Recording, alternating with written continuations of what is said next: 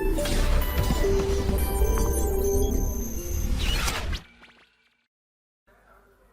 Students, आज हमने start करना है श्रेणी क्रम और समांतर क्रम। श्रेणी क्रम में और समांतर क्रम में जब छड़ों को जोड़ा जाता है तो उनका तुल्य प्रतिरोध कितना होता है ये कैलकुलेशन करनी है, और किसी भी श्रेणी क्रम या समांतर क्रम में किसी भी जंक्शन का, किसी भी संधि का ताप कैसे निकाला जाता है ये भी सीखेंगे। जैसे कि हमने पिछली क्लास में पढ़ा था कि भाई अपने जो ऊष्मा स्थानांतरण की दर है, जो ऊष्मा स्थानांतरण की दर है वो श्रेणी क्रम में नियत रहती है, कांस्टेंट रहती है, वो नहीं बदलती। समांतर क्रम में ऊष्मा स्थानांतरण की दर डिवाइड हो जाती है, वो दो हिस्सों में टूट जाती है। तो अगर समांतर क्रम और श्रेणी क्रम में हमें प्रतिरोध निकालने हैं, ऊष्मीय प्रतिरोध निकालने हैं, तो उनको कैसे निकाला जाता है वो हमें आज सीखना है। तो आज हम श्रेणी क्रम और समांतर क्रम में श्रेणी क्रम तथा समांतर क्रम में तुल्य प्रतिरोध निकालना, तुल्य ऊष्मीय प्रतिरोध कैलकुलेट करना है। ठीक है, तो अब हमने जैसे पिछली क्लास में हमने देखा भी था कि भाई श्रेणी क्रम में ऊष्मा प्रवाह की दर dQ/dt या H जिसे हम बोल सकते हैं वो समान रहती है। तो दो छड़ ले लीजिएगा, कोई भी एक छड़ ले लीजिएगा, मान लीजिएगा ये ले ली, और दूसरी छड़ ये ले ली हमने, जिसकी लंबाई L1 K1 एरिया A1, लंबाई L2 K2 एरिया A2 ये है। यहाँ पे हाई टेम्परेचर उच्च ताप, यहाँ पे निम्न टेम्परेचर लो टेम्परेचर या निम्न ताप, और यहाँ पे भी कोई जंक्शन में, ये इसको बोलते हैं जंक्शन, इसको क्या बोलते हैं जंक्शन, और हिंदी में बोलते हैं इसको संधि। इस संधि का भी कोई ताप होगा, लेकिन श्रेणी क्रम में इधर से ऊष्मा चल करके इसमें जाते जाते जो ऊष्मा की दर होगी, धारा जो होगी ऊष्मीय धारा, वो समान होती है। तो श्रेणी क्रम में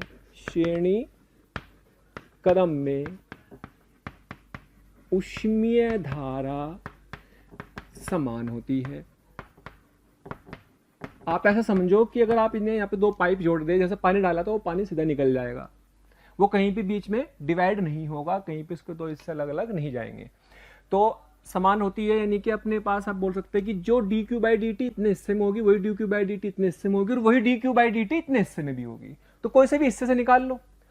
जैसे कि हमने पढ़ा है भाई विद्युत धारा में क्या होता था, विद्युत धारा समान होती थी, जिसमें कि ताप, यहाँ पे तापांतर है तो वहां पे विभवांतर होता था, विभवांतर की वजह से आवेश प्रवाहित होता था, यहाँ पे तापांतर की वजह से ऊर्जा प्रवाह होती है, जिसे ऊष्मा प्रवाह बोलेंगे। तो ऊष्मा तापांतर के कारण प्रवाहित होती है और विद्युत धारा विभवांतर के कारण प्रवाहित होती है। श्रेणी क्रम में वहां विद्युत धारा समान होती है, श्रेणी क्रम में यहाँ ऊष्मा धारा समान होती है। समांतर क्रम में वहां विभवांतर समान होता है, यहाँ तापांतर समान होता है। फिलहाल हम श्रेणी क्रम की बात कर रहे हैं, तो श्रेणी क्रम में ऊष्मा धारा समान होती है, हमें पता है। अच्छा, रेजिस्टेंसेस हमें निकालने, जैसे पहला रेजिस्टेंस कितना हो जाएगा, R1 कितना हो जाएगा, L1/K1 A1, और L2 R2 equal to L2 K2 A2। तो हम क्या चाहते हैं, हम ये चाहते हैं कि भाई दो रोड ना लगानी पड़े, सिंगल एक रोड से ही काम चल जाए। अगर हम ये चाहें कि भाई सिंगल एक रोड से ही काम चल जाए, तो ये इसमें R इक्विवेलेंट बोल सकते हैं। तुल्य प्रतिरोध कितना होना चाहिए, ताकि वही ऊष्मा धारा इसमें भी प्रवाहित हो रही हो जो कि इन दो अलग अलग रेजिस्टेंस इसमें लग रही थी। यानी कि एक से काम चला लो, क्यों दो अलग अलग लंबाई की, अलग अलग एरिया की, अलग अलग पदार्थ की ले रहे, तो हमने एक ही ले लिया, एक ही तुल्य प्रतिरोध निकाल लेंगे। तो हमें क्या करना है, उसको तुल्य प्रतिरोध एक होगा तो कितना आएगा, किन दोनों के, ये दोनों दिए होंगे तो उसके इक्वल क्या आना चाहिए।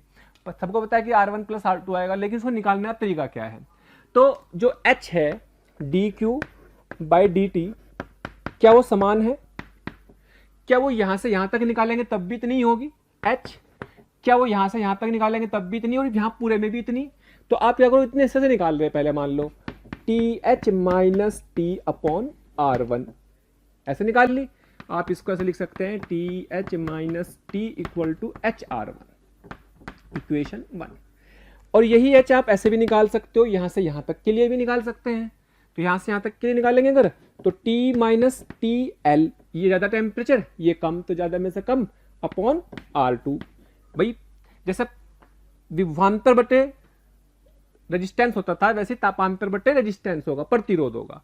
तो यहां पर क्या बन जाएगा जी, यहां पर बन जाएगा TL minus T equal to, L का मतलब निम्न ताप, लो टेम्परेचर, H का मतलब high temperature, equal to H into R2। ठीक है।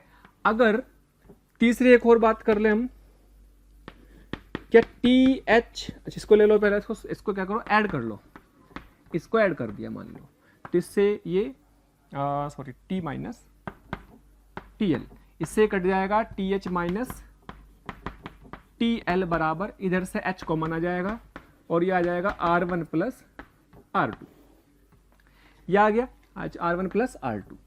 और अगर मैं इससे यहां से H निकालूं तो ये H कितना जाएगा, TH minus TL upon R1 plus R2, यह आ गया। अब इसे मान लो आप इक्वेशन नंबर 3। अब अगर इसकी बात करें तो ऊष्मा प्रवाह की दर इसमें भी सेम रखनी, तो अगर बात करें तो यहां से निकलेगा H बराबर TH minus TL upon R equivalent, और ये किसके बराबर है, इसके बराबर तो होगी, ऊष्मा प्रवाह की दर तो सेम रखनी। तो यानी कि मैं ये कह सकता हूं कि भाई TH माइनस TL बराबर अपॉन R1 प्लस R2, और यहां से ये कैंसिल, सॉरी ये कैंसिल हो जाएगा, this is R1 plus R2, और तुलना करने पर R इक्विवेलेंट बराबर R1 प्लस R2। इस तरीके से आप कह सकते हैं कि श्रेणी क्रम में आप दो प्रतिरोधों को जोड़ने पर उनके तुल्य प्रतिरोध निकाल सकते हैं। यानी कि अब आपको दो अलग अलग छड़ लेने की जरूरत नहीं, एक छड़ ले लो जिसका प्रतिरोध इसके बराबर आ रहा हो, बस उसको लगा दो उसमें और अपना काम चल जाएगा। इस तरीके से आप प्रूफ करेंगे। ऐसे समीकरण बनाने आनी जरूरी है, क्योंकि ये तरीके हमारे काम आएंगे। ये प्रूफ कराने का पर्पज ये नहीं था कि भाई हमें ये प्रूफ करना बहुत ज्यादा पूछा जाता है, ये जरूरी था, इंपॉर्टेंट ये था कि भाई किस तरीके से सोचना होता है हमें, कि दर को समान रख करके सोल्व करना होता है। इसमें कई बार आपको जंक्शन का यहाँ पे संधि का ताप भी पूछा जा सकता है। अगर संधि का ताप पूछ लिया जाए तो आपके पास दो समीकरण है, संधि का ताप भी पूछ लिया जाए तो आप इसको दो समीकरणों को मान लो घटा दो तो इस टी को भी निकाल सकते हो। करेंगे ऐसे बहुत सारे सवाल, लेकिन इस तरीके से हमें किसी भी संधि का ताप निकालना या तुल्य प्रतिरोध निकालना ये आना चाहिए। ओके, अब हम निकालते हैं समांतर क्रम में। तो समांतर क्रम में कैसे निकालेंगे भाई, समांतर क्रम में करो जी। चलो जी, ये तो था श्रेणी क्रम, अब है समांतर क्रम।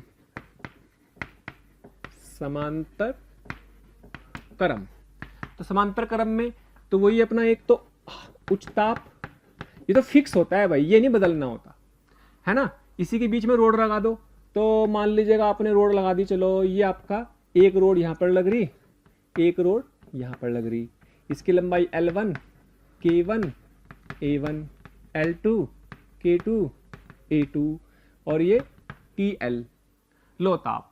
ठीक है, अच्छा जी, अब बात करते हैं फिक्स ताप है ये भी, और ये भी फिक्स है, ये भी फिक्स है। तो हम चाहते हैं कि भाई ये दो छड़ ना हो करके अपने पास इनके बीच में एक ही छड़ से काम चल जाए, ताकि एक ही छड़ अपनी काम कर जाए। तो एक ही छड़ से उसकी लंबाई ये है और उसका मतलब R1 है ये, इसका R2 है ये, तो R तुल्य प्रतिरोध, तुल्य प्रतिरोध का एक रेजिस्टेंस लगा देंगे। यहां से जो ऊष्मा जाएगी, ऊष्मा की दर जाएगी H, क्या वो दो हिस्सों में डिवाइड हो जाएगी, H1 और H2 में। भाई यहां से पानी डाला, क्या वो दो पाइप में अलग अलग में जाएगा, इसका मतलब ये श्रेणी क्रम नहीं है, इसका श्रेणी क्रम ब्रेक हो गया। लेकिन जो ताप इसका वो इसका, जो ताप इसका वही इसका, तो इनका जो ताप अंतर है इसका, वही ताप अंतर इसका है। यानी कि आप कह सकते हैं कि समांतर क्रम में, समांतर क्रम में ताप अंतर समान रहता है, समान रहता है। ठीक वैसे ही जैसे कि समांतर क्रम में विभवांतर समान होता है। जो हमारे घरों पर लाइट होती है सब समांतर क्रम में जुड़ी होती है, उनका पोटेंशियल डिफरेंस जिसे हम विभवांतर कहते हैं समान होता है, 220 वोल्ट जिसे हम यूज करते हैं। खैर उस पर नहीं जा रहे, लेकिन हाँ ये सब कुछ उसके जैसा ही है। तो समांतर क्रम में जपना होगा, ताप अंतर समान रहेगा इसका भी, लेकिन जो धारा होगी वो अलग अलग होगी। तो इधर से जो धारा आएगी वापस जाएगी तो उतनी, लेकिन दो हिस्सों में डिवाइड हो गई। तो हम कह सकते हैं कि H बराबर H1 प्लस H2, ये क्या है, ऊष्मीय धारा, ऊष्मीय धारा जिसे आप dQ/dt के हिसाब से सोच सकते हैं। ठीक है, dQ/dt1, dQ/dt2, dQ/dt पूरे की हो गई। तो आप क्या लिखेंगे, आप अगर पहले H1 की बात करें तो क्या H1 को लिखने के लिए TH minus TL upon R1 लिखेंगे, यस। क्या इसको लिखने के लिए भी TH माइनस T1, क्योंकि तापांतर तो सेम है, तो TH minus TL upon R2। भाई H की बात करें तो H यहां से देखो, ये यहां से H जाएगी तो पूरे में H ही रहेगी। यहाँ पर तो जब एक ही छड़ा लगा दिया हमने तो यहाँ पर पूरे में H जाएगी। इसका मतलब उसके हिसाब से अगर सोचे तो TH माइनस TL और उसका तुल्य प्रतिरोध लगा दो ताकि उतनी ही उसमें धारा प्रवाहित हो। तो दो लगाने की जरूरत नहीं, एक से काम चल जाएगा। इसलिए तुल्य निकालने की जरूरत पड़ती है ताकि उसको जो अपना सिस्टम है उसको रिड्यूस कर सके, कम से कम एलिमेंट्स हम, कम से कम अवयवों से हम सिस्टम को बना सके, डिजाइन कर सके। तो ये तो छमाछम हो जाएगा, ये भी छमाछम हो जाएगा, तीनों उड़ गए। तो बचा क्या, 1/R इक्विवेलेंट बराबर 1/R1 प्लस 1/R2। और इसको ही आप जर्नलाइज फॉर्मेट में कर सकते हैं, 1/R इक्विवेलेंट बराबर 1/R1 plus 1/R2 plus 1/R3 plus and so on. और ये भी ध्यान रखने वाली बात है, फॉर टू रेजिस्टेंस मतलब प्रतिरोध, ऊष्मीय प्रतिरोध के लिए जब आपके पास दो प्रतिरोध ऊष्मीय प्रतिरोध निकालते हैं R1 प्लस 1/R2, वो भी समांतर क्रम में, तो R इक्विवेलेंट या R तुल्य प्रतिरोध जो आपका आएगा R1R2 upon R1 plus R2। इस फॉर्मूले से इसको आप निकाल सकते हैं। मतलब क्या है इसका कहने का, इसका मतलब ये है कि भाई मान लीजिएगा, सिंबल तो हम इसको कैसे रिप्रेजेंट करेंगे, रेजिस्टेंस से। मान लीजिएगा अपने पास एक रेजिस्टेंस ये है, मतलब एक छड़ ये है जिसका रेजिस्टेंस कितना है, मान लीजिएगा 6R है, और एक छड़ ये है जिसका प्रतिरोध कितना दे दिया, मान लीजिएगा 3R है। तो यहाँ पर उच्च ताप है, यहाँ पर निम्न ताप है। तो जाहिर सी बात है यहाँ से जो ऊष्मा जाएगी वो दो हिस्सों में डिवाइड हो जाएगी, H1 H2 में। तो आपसे बोलेगा कि R तुल्य बताओ, क्या बोलेगा, आपसे बोलेगा कि R इक्विवेलेंट या तुल्य प्रतिरोध बताओ कितना होगा। तो R तुल्य प्रतिरोध निकालने के लिए इस फॉर्मूले का लगाओ, या दो के केस में आप ये भी लगा सकते हो, this is valid only for two resistance, क्योंकि बार बार हमें इसकी जरूरत पड़ेगी, इसलिए इसको रट लेना समझदारी है। यानी कि इसको रट लेने से हमारे पास आसान कैलकुलेशन हो जाएगी।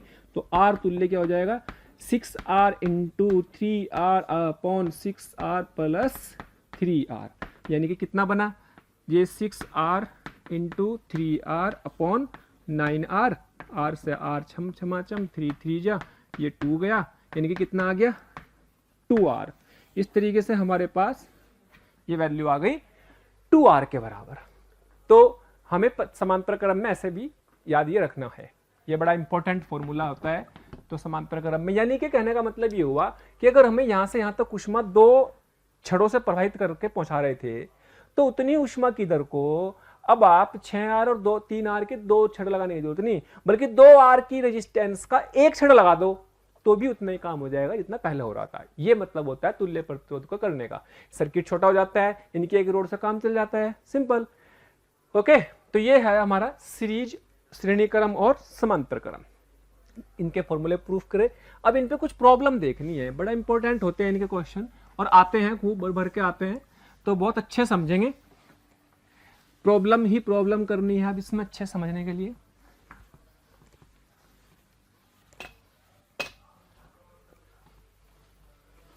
हाँ जी, तो अब सिर्फ कुछ क्वेश्चंस करते हैं पहले। मान लो सिंपल क्वेश्चन, एक ये रोड और एक ये रोड, 6R 3R 2R। तो बोलेगा R इक्विवेलेंट बताओ। तो कैसे है भाई, श्रेणी क्रम में है या समांतर क्रम में? अगर ऐसे पानी डालेंगे तो सीधा जाएगा श्रेणी क्रम में है। तो यानी कि R1 plus R2 plus R3 6R plus 3R plus 2R बराबर 6 3 और 2 11R। इतने रेजिस्टेंस इसकी वैल्यू आ गई। क्लियर? इसको क्वेश्चन नंबर 2 देख सकते हैं। अगर इन्हीं रेजिस्टेंसेस को, अगर इन्हीं छड़ों को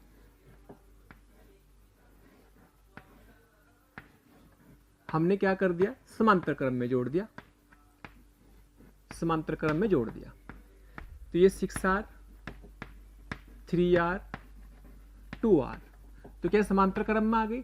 आप इसको ऐसे भी लिख सकते हो भाई, ये लो, ऐसे भी लिख सकते हो, ये एक ही बात है। ऐसे लिखना, ऐसे लिखना, ऐसे लिखना कि ये इतना ऊष्मीय प्रतिरोध है। इसी को हम ऐसे भी लिख सकते हैं कि भाई हमारे पास ये आपका 6R का रेजिस्टेंस आ गया, ये हमारे पास आ गया 3R और ये आ गया 2R का। तो ये 2R रेजिस्टेंस और यहाँ पर ये तीनों समांतर क्रम में है। तो ये जो ऊष्मीय प्रतिरोध है, तो ऊष्मीय प्रतिरोध को तीनों की जगह एक से काम चलाना, एक से काम चलाना है तो तुल्य प्रतिरोध निकालना बड़ा सिंपल है। R इक्विवेलेंट बराबर, जब 3 हो तो आपको यही फॉर्मूला लगाना, 1/6R 1/3R प्लस 1/2R। तो कितना आ गया? एलसीएम आ जाएगा भाई कितना? 6R। तो यहाँ 1 + 2 + 3 यानी कि 3 2 5 और एक 6 यानी कि 6/6R और 6 से 6 कट गया 1/R। और उल्टा करना ना भूले क्योंकि ये 1/R की इक्विवेलेंट की वैल्यू आती है, तो R इक्विवेलेंट यानी कि तुल्य प्रतिरोध की वैल्यू आ गई R। अच्छा, इसको थोड़ा सा शॉर्ट ट्रिक से भी कर सकते हैं क्योंकि इसमें कोई बहुत मुश्किल नहीं है भाई। इन देखो दोनों 6 और 3, जब आप इनको, हमने भी किया था सवाल, 6 और 3 का कितना आएगा? 6 और 3 का आएगा 6R इंटू, अगर दो का लेकर के चले, अपॉन 6 + 3 9R, तो ये आ जाएगा 2R। यानी कि क्या बन जाएगा? ये तो 2R बन गया और एक 2R नीचे बन गया। अब 2R का फिर से निकालेंगे, तो 2R का कैसे निकालेंगे? 2R into 2R upon 2R + 2R that is 4R। ये गया, ये 2 से 2 कट गया। तो चाहे ऐसे कर लो चाहे ऐसे कर लो, दो को कन्वर्ट करने में थोड़ा सा आसानी रहती है क्योंकि हमें वो फॉर्मूला आसान लगता है। और तीनों करना चाहो तीनों कर लो, जैसे भी आपकी प्रैक्टिस बनती है। ओके, अच्छा मान लीजिएगा ऐसा छड़ दे दिया आपको,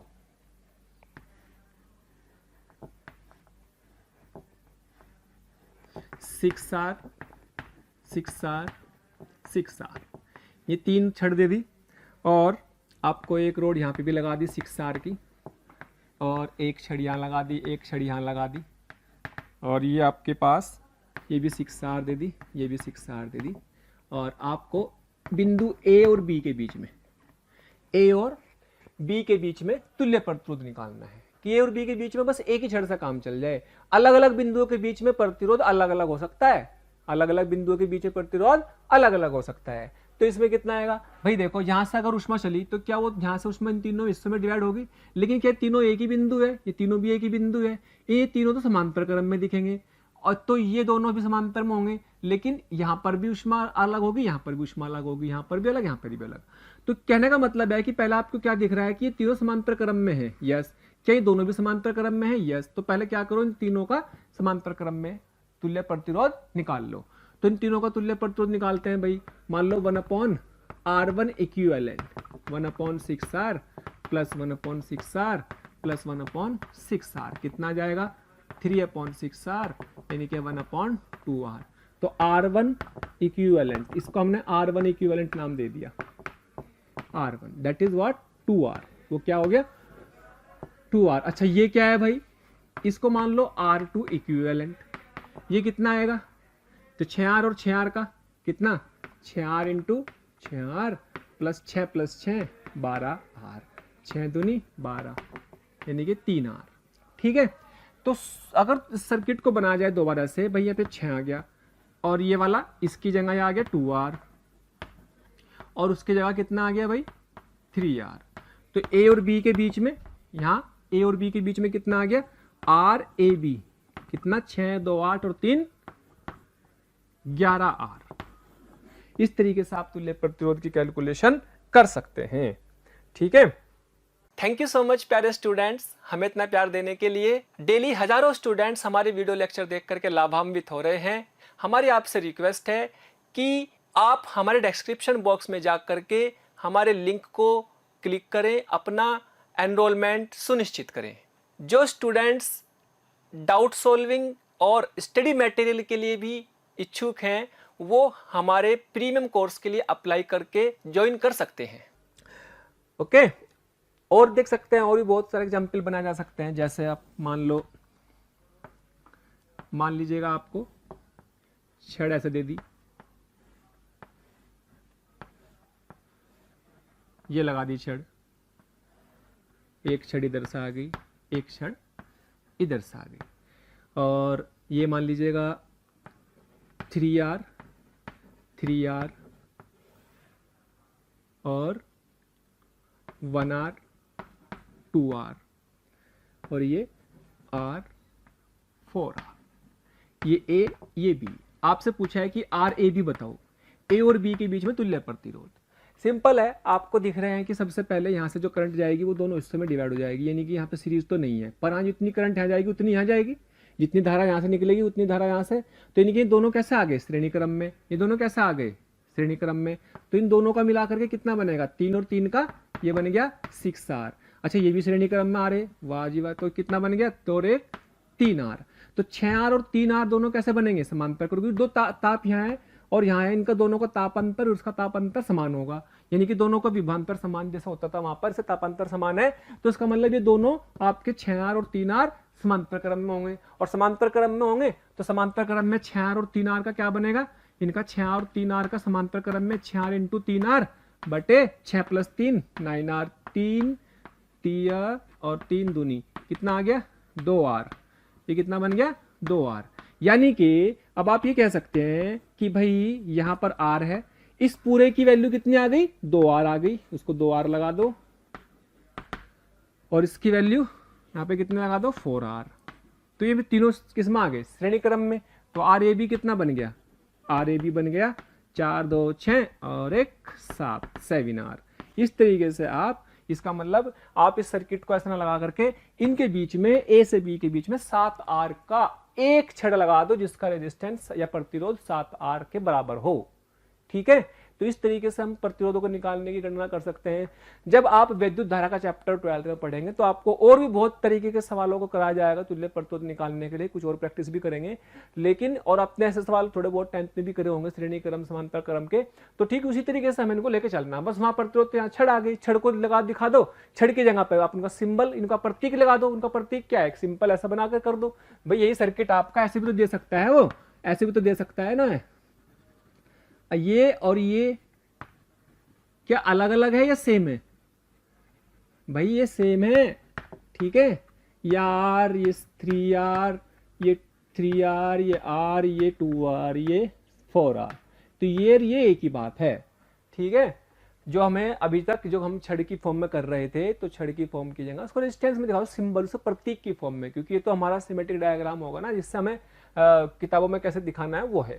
क्लियर, चलो जी और चीजें देखते हैं। क्वेश्चन नंबर, ये अपने पास छड़े हैं, ये छड़े हैं, और यहां पर ये A बिंदु, ये वाला बिंदु, इसको A ले लो, इस पर 200 डिग्री सेल्सियस का ताप है, इसको B, इसको C, इसको D, और यहां पर 50 डिग्री सेल्सियस का ताप है। ठीक है जी, सबका resistance R R R R R R दिया हुआ है। सवाल में क्या पूछा, पहला पार्ट, पहले पार्ट में क्या पूछा, R इक्विवेलेंट तुल्य प्रतिरोध ज्ञात करें, पहला पार्ट में ये पूछा है। दूसरे पार्ट में कि बिंदु A B C D के ताप TA TB TC and TD ज्ञात करो। इन चारों बिंदुओं के ताप कितने होंगे ये बताना है। तो बड़ा अच्छा सवाल है, बहुत आते हैं इस तरह के सवाल। तो आप देखो सबसे पहले ये दोनों कैसे हैं, क्या ये दोनों श्रेणी क्रम में है, क्या ये भी दोनों श्रेणी क्रम में है, यस। तो क्या करो, तो भैया इसको आप लिख सकते हैं आर और आर श्रेणी क्रम में है, यहाँ पे 200, तो जैसे जैसे आप इनको आर और आर को 2r लिख सकते हैं, यस। तो इसको आपने 2r कर दिया, ये अपना कितना बन जाएगा 2r, और ये भी कितना बन जाएगा 2r। अच्छा 2r और 2r का कितना बनेगा 2r into 2r, 2r 2r का समांतर क्रम है, 2r 2r, ये 2r और ये 2r समांतर में होंगे एक दूसरे के, अभी तो किया इस तरह का, तो 4r हो जाएगा नीचे, 2r प्लस 2r, ये अपना 2 और ये अपने कितना आ गया r। इसका मतलब इस 4 रेजिस्टेंस के जगह के बीच में a से c के बीच में बस एक r वैल्यू का रेजिस्टेंस जोड़ दो। रेजिस्टेंस मतलब भाई ऐसे दिखा दो या ऐसे दिखा दो, एक ही बात है, तो उससे घबराने की जरूरत नहीं है कि भैया ऐसे लाइनें कैसे दिखा दी, लाइनें दिखा दो, चाहे आप छड़े दिखा दो या फिर आप उनकी वैल्यू लिखोगे तो ही। तो ये कितना r, ये कितना r, ये कितना r, और ये कितना c, ये कितना a, और ये 50। अब ये तीनों श्रेणी क्रम में है भाई, तो तीनों श्रेणी क्रम में होने का क्या फायदा है, तीनों श्रेणी क्रम में होने का फायदा है कि श्रेणी क्रम में आपकी ऊष्मा प्रवाह की दर समान होती है। अगर ऊष्मा प्रवाह की दर समान होती है तो चाहे ऊष्मा आप इतने हिस्से में प्रवाहित मानो, चाहे इतने में देखो, चाहे इतने में देखो, चाहे पूरे में देखो, समान रहेगी। उससे फायदा होगा कि इसका जो ताप है TA, इसका जो ताप है TC, क्योंकि ताप तो अलग अलग होंगे, श्रेणी क्रम में ताप अंतर है अलग अलग होता है, तो इसे ताप अलग अलग है लेकिन ऊष्मा प्रवाह की दर समान है। तो ऊष्मा प्रवाह की दर that is called dq by dt, h वो समान होगी। तो क्या होगी 200 माइनस TA भी लिख सकते हैं upon this resistance, this minus this upon भी कर सकते हैं, दिस माइनस दिस अपॉन भी कर सकते हैं, यानी कि 200 माइनस TA बटे कितना R, और क्या हम दिस ये TA माइनस TC बटे R भी कर सकते हैं, TC माइनस 50 भी है, 200 माइनस 50 बटे यहाँ तक का प्रतिरोध, ऐसा कर लो ज्यादा अच्छा रहेगा, 200 माइनस 50 यहाँ तक का तापांतर बटे यहाँ तक का रेजिस्टेंस प्रतिरोध कितना R plus R that is 3R, R से R छम्मा छम्मा, इससे क्या होगा TA निकल जाएगा। लो जी TA कितना बैठेगा बेटे, ये बैठेगा कितना 150 बटे 3 यानी कि 50, 150 बटे 3 50 आ गया, तो TA कितना आ गया 150 डिग्री सेल्सियस। क्या मेरी बात समझ में आ गई? चलो जी अब TC निकालते हैं, तो TC को भी क्या लिखेंगे, लो जी TC माइनस 50 बटे इसका प्रतिरोध, ऊष्मा प्रवाह की दर आ गई H, कहीं से भी निकाल लो तो समान रहनी श्रेणी क्रम में, और चाहे यहां से यहां तक निकाल लो, तो यानी कि 200 माइनस 50 बटे 3R, लो जी छम छम, तो TC बराबर आ जाएगा, ये कितना आएगा 50 और 50 उधर जाएगा तो 100 डिग्री सेल्सियस आ गया। लो जी बिल्कुल सिंपल सवाल, कोई मुश्किल नहीं है। तो इस तरीके से आप ये निकाल सकते हैं, लेकिन अभी B और D के और निकालने, B और D के और निकालने। अब देखो B और D किसके अंदर है, इस R के अंदर है, ये जो R था इसके अंदर से तो बन के आता ये, तो इसके अंदर था, यहां से जो भी ऊष्मा गई वो तो दो हिस्सों में डिवाइड होगी, H1 और H2 में, दो हिस्सों में डिवाइड होगी H1 और H2 में। तो अब कैसे करेंगे जी, अब ऐसे करना है भाई, तो यहां से जितनी भी ऊष्मा यहां से गई H1, क्या वही सेम H1 यहां पर जाएगी, जितनी भी यहां से गई H2, क्या वही सेम H2 यहां पर जाएगी, तो A और यहाँ पर C, यहाँ पर B, यहाँ पर D। तो पहले आप एक काम करते हैं, मान लो इसका टेम्परेचर कितना है TB, इसका टेम्परेचर कितना है TD, तो यहाँ का ताप पता लग चुका है कितना 150, और यहाँ का ताप कितना पता लग चुका है 100। तो यहाँ से यहाँ की ऊष्मा दर तो सेम है, चाहे वो इतने हिस्से से निकालो चाहे इतने हिस्से से निकालो, H1 ही रहेगी दोनों में। तो H1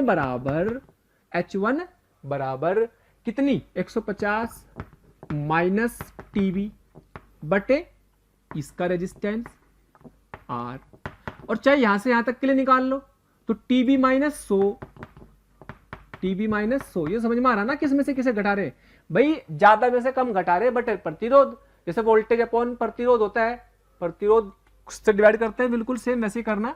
तो नीचे इसका भी प्रतिरोध कितना R छमाछम, तो 150 माइनस TB बराबर TB माइनस 100, तो कितना आ गया 2TB बराबर टिंग टिंग कितना 250, तो TB आ गया 125 डिग्री सेल्सियस। वाओ, तो 125 डिग्री सेल्सियस आ गया।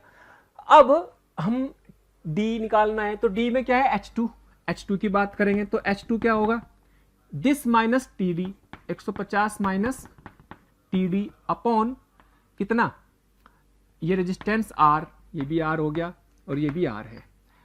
क्या ये उष्मा की दर यहां से यहां तक सेम है, H2 यहाँ पे भी, चाहे यहां से निकाल लो और चाहे यहां से निकाल लो, बराबर आएगी, दोनों बराबर कर दो। तो क्या करना, टी डी माइनस 100 बटे R, अच्छा तो सेम ही कैलकुलेशन बनेगी, सेम ही बनेगी ना, तो इसका मतलब टी डी भी 125 ही आ जाएगा, और ये होना भी चाहिए। अभी आपको मैं पढ़ाऊंगा व्हीटस्टोन ब्रिज,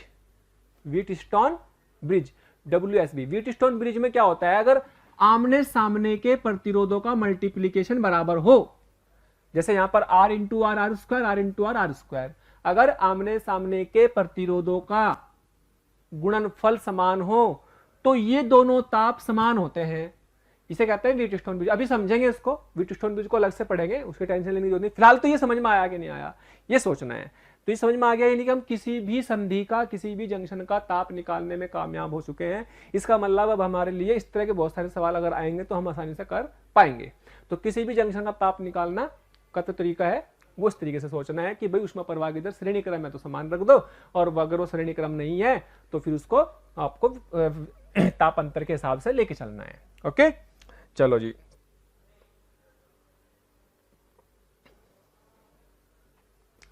नेक्स्ट क्वेश्चन देखते हैं। एक और प्रैक्टिस करते हैं इस तरह के सवाल की। एक और सवाल देखिए, चलो जी,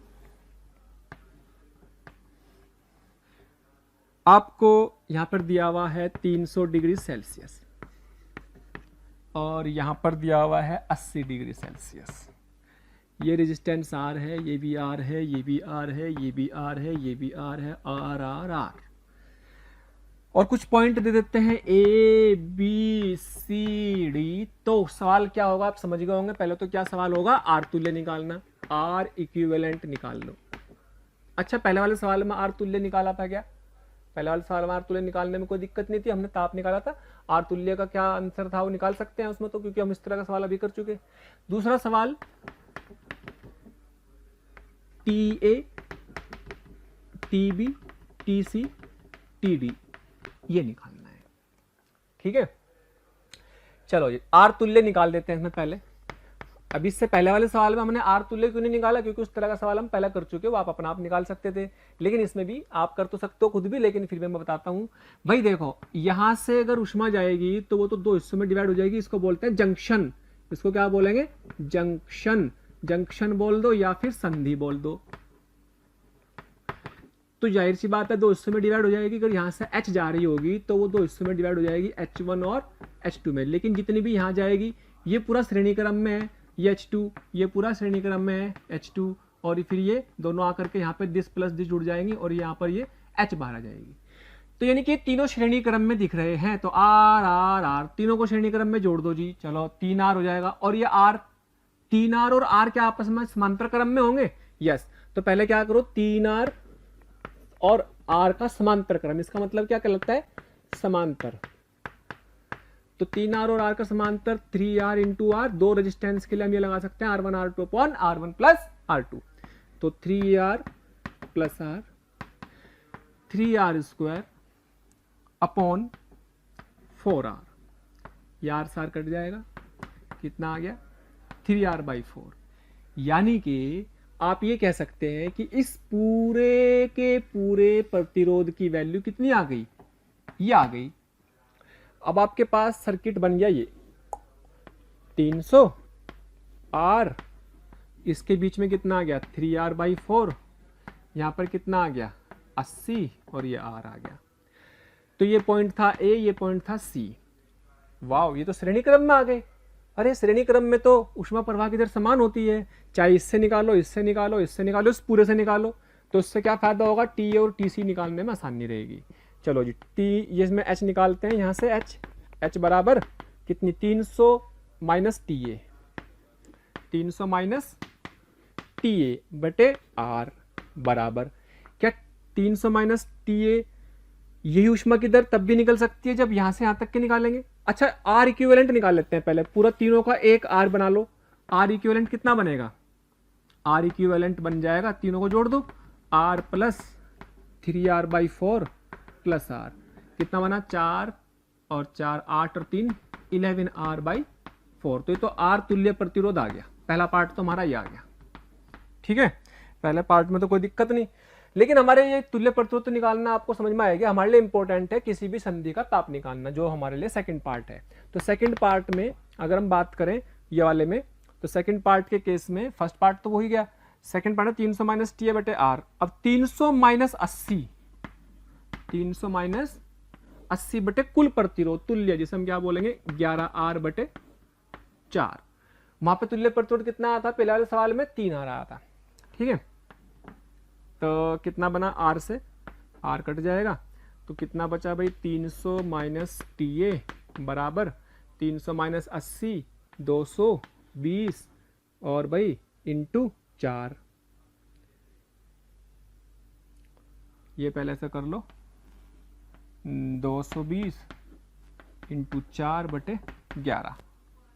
ठीक है, तो 220 इंटू 4 बटे 11, तो 11 से कट जाएगा, 11 दूनी 22, तो 20 चौक 80। तो यहाँ से आ जाएगा 300 माइनस टी बराबर 80 और टी बराबर आ जाएगा 220 डिग्री सेल्सियस, 220 डिग्री सेल्सियस। ये अपने पास कौन सा वाला आ गया, टी की वैल्यू आ गई। ठीक है, अच्छा जी, अब ये कौन सा था, A B C D, D, ये डी वाला पॉइंट था, सॉरी। तो अब डी निकालना, टी डी, तो वही सेम यहां से यहां तक के लिए भी निकाल लो और पूरे का भी निकाल लो, ऊष्मा प्रवाह की दर दोनों समान होंगी, तो कर दो। तो H बराबर टी डी माइनस 80 बटे आर, और पूरे के लिए निकाल लेंगे तो तुल्य प्रतिरोध आएगा 300 माइनस 80 बटे कितना 11r बटे 4, और ये सॉल्व करके कितना आता अभी, यस आ जाएगा बेटे, यस आ जाएगा, आर से आर कट जाएगा, टी डी बराबर 80 प्लस 80 बराबर 160 डिग्री सेल्सियस। अच्छा, ये तो हमारे पास आ गई है वैल्यूज टी ए और टी डी की, लेकिन हमें तो बी और सी भी निकालने, बी और सी भी निकालने। 3r बटे 4 के अंदर है ये सब, तो उसका मतलब उसको खोल लो पहले वहां तक सर्किट को। चलो जी, खोल लिया। अब बहुत ध्यान से देखो, अब बहुत इसका ताप में पता लग चुका है कितना 220, क्या इसका पता लग चुका है 160, क्या इसका तो पहले से ही पता है 300, और इसका भी पहले से ही पता है 80। लेकिन हमें इतना पता है कि ये तीनों श्रेणी क्रम में है, इसे हमने क्या नाम दिया था H2, तो TB इसका ताप हो गया और TC इसका ताप हो गया। ये पक्का है कि जो H2 यहां से जा रही है वो H2 यहां से जा रही है, चाहे इसमें निकाल लो, इस ताप अंतर से निकाल लो, चाहे इस ताप अंतर से निकालो, चाहे इस ताप अंतर से निकालो, समान होंगी। ठीक है, अच्छा, अब दूसरी बात यह है कि इसमें क्या थी H1। अब बात यह है कि हमें TB निकालना, और चाहे आप यहां से यहां तक का, ये कितना था R, ये 3R हो जाएगा, ये पूरा का पूरा कितना 3R हो जाएगा, तो यहां का ताप और यहां के ताप से भी H2 निकल जाएगी। तो H2 निकालने के कई तरीके हैं, 220 माइनस 160 और पूरा प्रतिरोध ले लो, 220 माइनस 160 और यहां से यहां तक का प्रतिरोध कितना R plus R plus R 3R, तब भी निकल जाएगा। या 220 माइनस टीबी बटे यहां तक का प्रतिरोध, 220 माइनस टीबी बटे R, ठीक है, या टीबी माइनस टीसी बटे R, लेकिन इसमें दो अज्ञात राशि आ जाएंगी, तो इसमें या फिर टीसी माइनस, ये भी कर सकते हैं आप, टीसी माइनस 160 बटे R, तो एक ही बात है। तो पहले तो काम करो, इन दोनों को हेल्प से टीबी निकालो, फिर इसकी और इसकी हेल्प से टीसी निकाल लेंगे। छम छमा छम, कितना आ गया भाई, आ गया आपके पास 0, 12 में से 6 गए 6 और ये 60 आ गया, 0, 12 में से 6 गए 6 और नीचे आ गया 3, और ये 220 माइनस टीबी, 3 दूनी 6, 20 आ गया। तो टीबी की वैल्यू कितनी आ गई, ये आ गया आपके पास 200 डिग्री सेल्सियस, ये आ गई 200। अब इससे निकाल लो भाई, ये कर लो, ये कितना 220 माइनस 160 बाई 3R बराबर TC माइनस 160 बाई R, छम छम। तो बड़ा सिंपल सा तरीका, ये बार बार यूज होगा आपके पास। 60/3 TC माइनस 160 हो गया कितना 20। तो TC बराबर 20 प्लस 160 और TC बराबर 180 डिग्री सेल्सियस। बहुत सिंपल, कुछ नहीं है। अरे सिर्फ आपको, अच्छा इसमें मैं और बोल सकता हूं भाई, इसमें कितनी ऊष्मा की दर थी, इसमें ऊष्मा की दर निकाल सकते हो एच। प्यारे बच्चों, हमें रोज कमेंट्स के माध्यम से ये रिक्वेस्ट आ रही है कि सर हमें इस टॉपिक के वीडियो लेक्चर प्रोवाइड करें या इस टॉपिक के वीडियो को समझाएं। तो मेरी आपसे रिक्वेस्ट है कि आप हमारे चैनल पर जाकर के सब्सक्राइब करें और बेल आइकन को हिट करें, ताकि जो भी वीडियो लेक्चर हमने डाले हुए हैं उसके नोटिफिकेशन आपसे मिस ना हो। मैं ऐसा इसलिए कह रहा हूं क्योंकि हमने ज़्यादातर वीडियो लेक्चर को ऑलरेडी अपने चैनल पर डाला हुआ है। तो जिस लेक्चर की आप डिमांड कर रहे हैं वो लेक्चर आपको पॉसिबली वहां पर मिल जाएंगे। ये एच निकाल सकते थे ना यहाँ पे 80, ये क्या थी, ये एच तो थी। एच पूछ ले अगर कितनी ऊष्मा दर थी टोटल, तो कुल एच तो ये थी। बोले कि बताओ H1 कितनी है। एक और पार्ट जोड़ देता हूं, मैं बोलता हूं H1 बताओ कितनी। अरे कोई से भी तरीके से निकाल लो H1, तो भाई लो यहां से निकाल लो, इसमें ये वाले ले लो। 220 माइनस 160 बटे आर, 220 माइनस 160 बटे आर कितनी आ गई। अच्छा नीचे क्या बच रहा, ये वाली तो नीचे आर भी आ रहा था ना, हाँ नीचे आर भी आ जाएगा, कोई नहीं। तो अगर मैं एच की बात करूं तो एच तो कितनी आई थी, इसकी ये पूरी सोल्व करके आई थी ना, ये कितनी आई थी 80 बटे आर। एच की वैल्यू तो ये बन रही थी सही मायने में, तो है कि नहीं। और अगर H1 की बात करें तो कितना आ गया 0, 12 में से 6 गए 6 बटे आर, 60 बटे आर तो कितनी हो गई H1। अगर H2 पूछ ली जाए तो कोई सी भी समीकरण में रख दो H2 की। अरे कोई सी भी समीकरण में रख दो, 220 माइनस 3 आर कर दो, चाहे इसमें रख दो चाहे इसमें रख दो, ये H2 थे सब। अब जो भी आपको समझ में आए, मान लो मैं रख रहा हूं यहाँ पे, मान लो मैं यहाँ पे रख रहा हूँ 220 माइनस 160 बटे 3 आर, तो कितना आ गई 60 बटे 3 आर, यानी कि H2 कितनी आ गई, H2 आ गई 20 बटे आर। ये पूछी नहीं थी सवाल में, लेकिन अगर किसी भी ब्रांच में धारा निकालनी हो, किसी भी शाखा में धारा निकालनी हो, तो क्या आप धारा निकालने में कामयाब है। जिस तरह से वहां पर हम विद्युत धारा निकालते थे, किसी भी इसकी उसमें धारा निकाल सकते हैं यहाँ पर। वहां पर हम किसी भी प्रतिरोध के जो है सीओ पर विभवांतर निकालते थे, यहाँ पर तापांतर निकाल सकते हैं। अगर बोले कि बताओ V ये TBC कितना है, तो T का पता लग गया, ताप C का पता लगा, दोनों का अंतर निकाल दो, तापांतर पता लग जाएगा।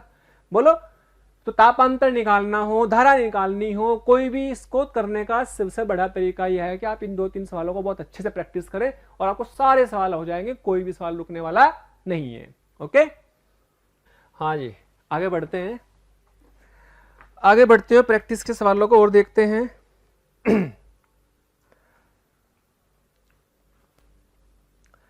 चलो जी, सिंपल सवाल। यहां पे 300 डिग्री का फिक्स ताप है, ये अपने एक रोड, ये भी अपनी एक रोड, और यहां पर अपने इसको 80 डिग्री सेल्सियस का एक फिक्स ताप है। इसकी चालकता के एरिया ए लेंथ एल, इसकी चालकता के एरिया 2a लेंथ भी एल, इसकी चालकता के एरिया a/2 लेंथ 2l। ठीक है, तो आपसे पूछा है, इसको मैं देता हूं A, इसको नाम देता हूं B, तो आपसे पूछा है TA TB ज्ञात करो। तुल्य प्रतिरोध भी पूछ सकता है, तुल्य प्रतिरोध पूछ लेने में कोई बुराई नहीं है, लेकिन तुल्य प्रतिरोध चलो एक और पार्ट कर देते हैं इसमें ऐड।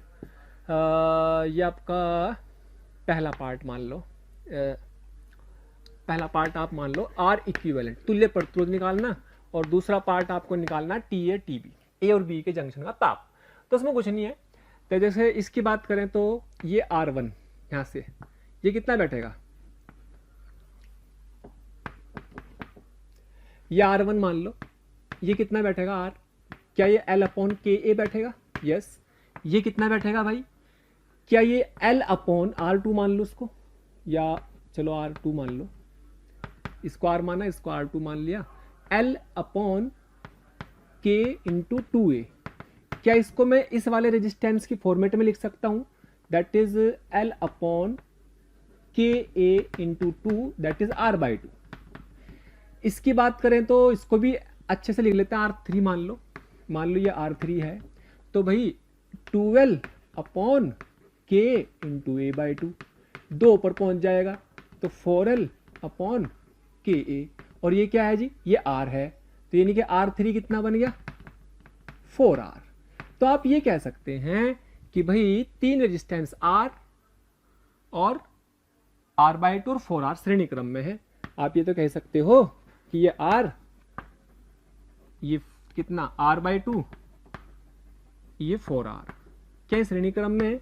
यस। क्या ये 300 है? यस। क्या ये 80 है? यस। क्या इस पॉइंट का ताप निकालना है A, इस पॉइंट का ताप निकालना है TB, तो R पहला पार्ट में R तुल्य प्रतिरोध निकालना, तुल्य प्रतिरोध कितना बन जाएगा श्रेणी क्रम में R plus R/2 plus 4R बराबर कितना बनेगा, 2 चौका 8 और 2 10 और 11 R/2, ठीक है 11 R/2, तो तुल्य प्रतिरोध आ गया। अब इसमें R की वैल्यू भी पता है, L अपॉन KA है, तो 11 L अपॉन 2 KA, ये आपका रेजिस्टेंस आ गया, प्रतिरोध आ गया है। क्लियर? अच्छा, अब सेकंड पार्ट में चूंकि श्रेणी क्रम में, तो जाहिर सी बात है चाहे यहां से यहां तक का दिस माइनस दिस अपॉन कुल प्रतिरोध, 300 माइनस 80 बटे कुल प्रतिरोध से ऊष्मा की धारा निकल जाएगी, ये माइनस ये अपॉन ये माइनस ये अपॉन ये माइनस ये अपॉन ये, कोई भी ले लो। चलो TA निकालना तो पहले ये और पूरा ले लेते हैं। चलो जी 300 जो H निकालनी, 300 माइनस 80 बटे 11 R/2 बराबर यहां से यहां तक का ले लो, 300 माइनस TA बटे R छम छम, कितना बचा भाई, कितना बचा, 300 माइनस 80 220 गुना 2 बटे 11 बराबर यहां से कितना बचा, 300 माइनस TA, 11 दूनी 22, 20 दूनी 40, तो यहां से आ गया कितना 40 बराबर 300 माइनस TA, और भाई साहब TA की वैल्यू आ गई 300 और 40 माइनस कर देंगे, 300 माइनस 40 बराबर 260 डिग्री सेल्सियस। यस, तो A का ताप आया जी। अब बात करते हैं D के ताप की, B का ताप निकालना, तो B का ताप के निकालने के लिए भी वही करेंगे, 300 माइनस 80 बटे 11 R/2 बराबर, हाँ जी TB से 80 से भी निकाल सकते हैं, TB माइनस 80 बाई 4, तो TB माइनस 80 बटे 4R छम। ओके, चलो जी ये कितना आ गया, ये आ गया हमारे पास 220 गुना 2 बटे 11 TB माइनस 80 बटे 4, 11 दूनी 22, तो TB माइनस 80 बराबर 40 और TB बराबर 8 और 4 12, यस आ गया, 11 दूनी 22, 20 दूनी 40, और भाई ये आपका बन गया 120, ये कितना बना,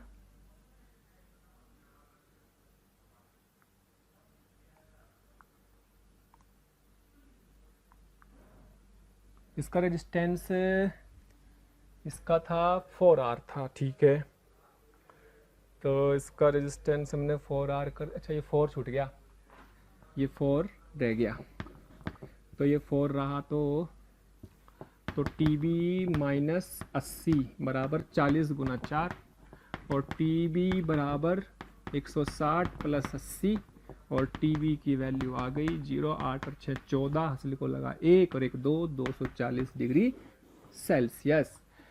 तो कहने का मतलब सिर्फ इतना सा है कि भाई जो है आपको इस वैरायटी के बहुत सवाल मिलने वाले हैं, तो आपको ये सब तरह की प्रैक्टिस ऐसे ही करनी है। किसी भी संधि का ताप निकालना, श्रेणी क्रम में समांतर क्रम में प्रतिरोध को निकालना, और ताप को किसी भी जगह पर निकालना, और धारा भी पूछ सकता है, तो धारा तो निकालने में कोई है नहीं, धारा तो निकल जाएंगे श्रेणी क्रम में को टोटल, चाहे तो आप धारा को उस फॉर्मूले से निकाल लो, फंडामेंटल वाले से, या R के फॉर्म में निकाल लो। भाई धारा का फॉर्मूला क्या था, KA T1 minus Q2 by L, तो KA और L की जगह का हमने क्या कर दिया, R को कन्वर्ट कर दिया, बस, तो वो एक ही चीज है, ठीक है। हाँ जी, चलो जी अब आते हैं और आगे प्रैक्टिस करते हैं इनकी। तो नेक्स्ट क्वेश्चन पर आते हैं। हाँ जी, जैसे कि हमने अभी देखा है कि श्रेणी क्रम और समांतर क्रम में, श्रेणी क्रम और समांतर क्रम में प्रतिरोध निकालना, किसी भी संधि पर ताप निकालना, ये हमने सीखा है। अब इसी को थोड़ा सा और अच्छे समझने की कोशिश करते हैं, जैसे हम बोलते हैं जंक्शन लॉ। क्या बोलेंगे? जंक्शन लॉ, संधि का नियम, संधि का नियम, संधि का नियम है वही जो हमने किया अभी तक, बस उसको थोड़ा सा और इलाबोरेट करते हैं, उसको और थोड़ा सा इजी वे में समझने की कोशिश करते हैं। ठीक है, तो इसमें अब जैसे मान लो संधि का नियम क्या होता है? नियम यह है कि किसी भी संधि पर, किसी भी संधि पर सभी ऊष्मा दरों या ऊष्मा धाराओं, ऊष्मा धाराओं का योग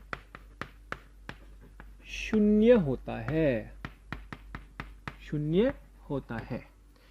सीधी सी भाषा में ये इसका मतलब है।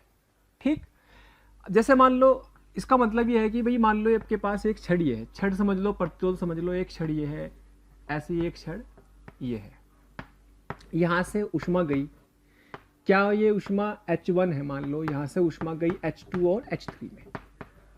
हालांकि वो कौन किधर जाएगी, ये ऊष्मा इधर से इधर जाएगी, उधर से आएगी, इस बात पर निर्भर करता है कि किसका ताप कितना है। इसको बोलेंगे जंक्शन, इसको बोलेंगे जंक्शन, जंक्शन या फिर संधि।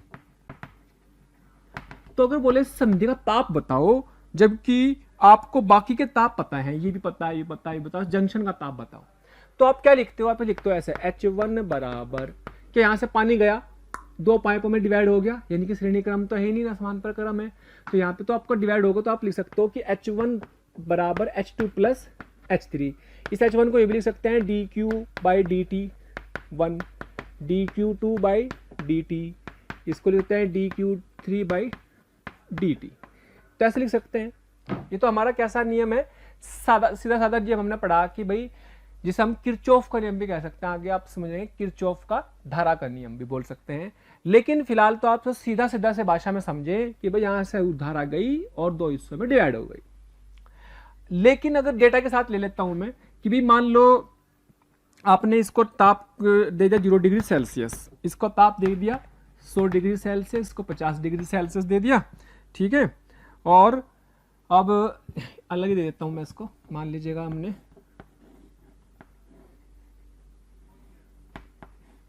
और ये ले लिया, इसका रेजिस्टेंस R, इसका 2R, इसका भी 2R, इसका ताप 100 दे दिया, इसका 50 दे दिया, इसका 0 दे दिया। अब यहाँ पे देख के आपको लग रहा है कि भाई यहाँ से ऊष्मा ज़्यादा ताप से चलेगी और कम ताप की तरफ जाएगी। मान लो हमने फिलहाल ऐसा सोच लिया कि इधर से आई ऊष्मा, हमने ऐसा सोच लिया कि ऊष्मा इधर से आ गई, H1 ये है मान लो। अब इसका ताप पता नहीं क्या होगा, T होगा। अगर ये ताप 50 से ज्यादा है तो इधर भी जाएगी ऊष्मा, कम है तो उधर से आएगी। फिलहाल मैंने मान लिया कि ऊष्मा इधर से आई और या उधर से आई ऊष्मा, इसमें इधर भी चली गई और इधर भी चली गई, दो हिस्सों में डिवाइड होगी।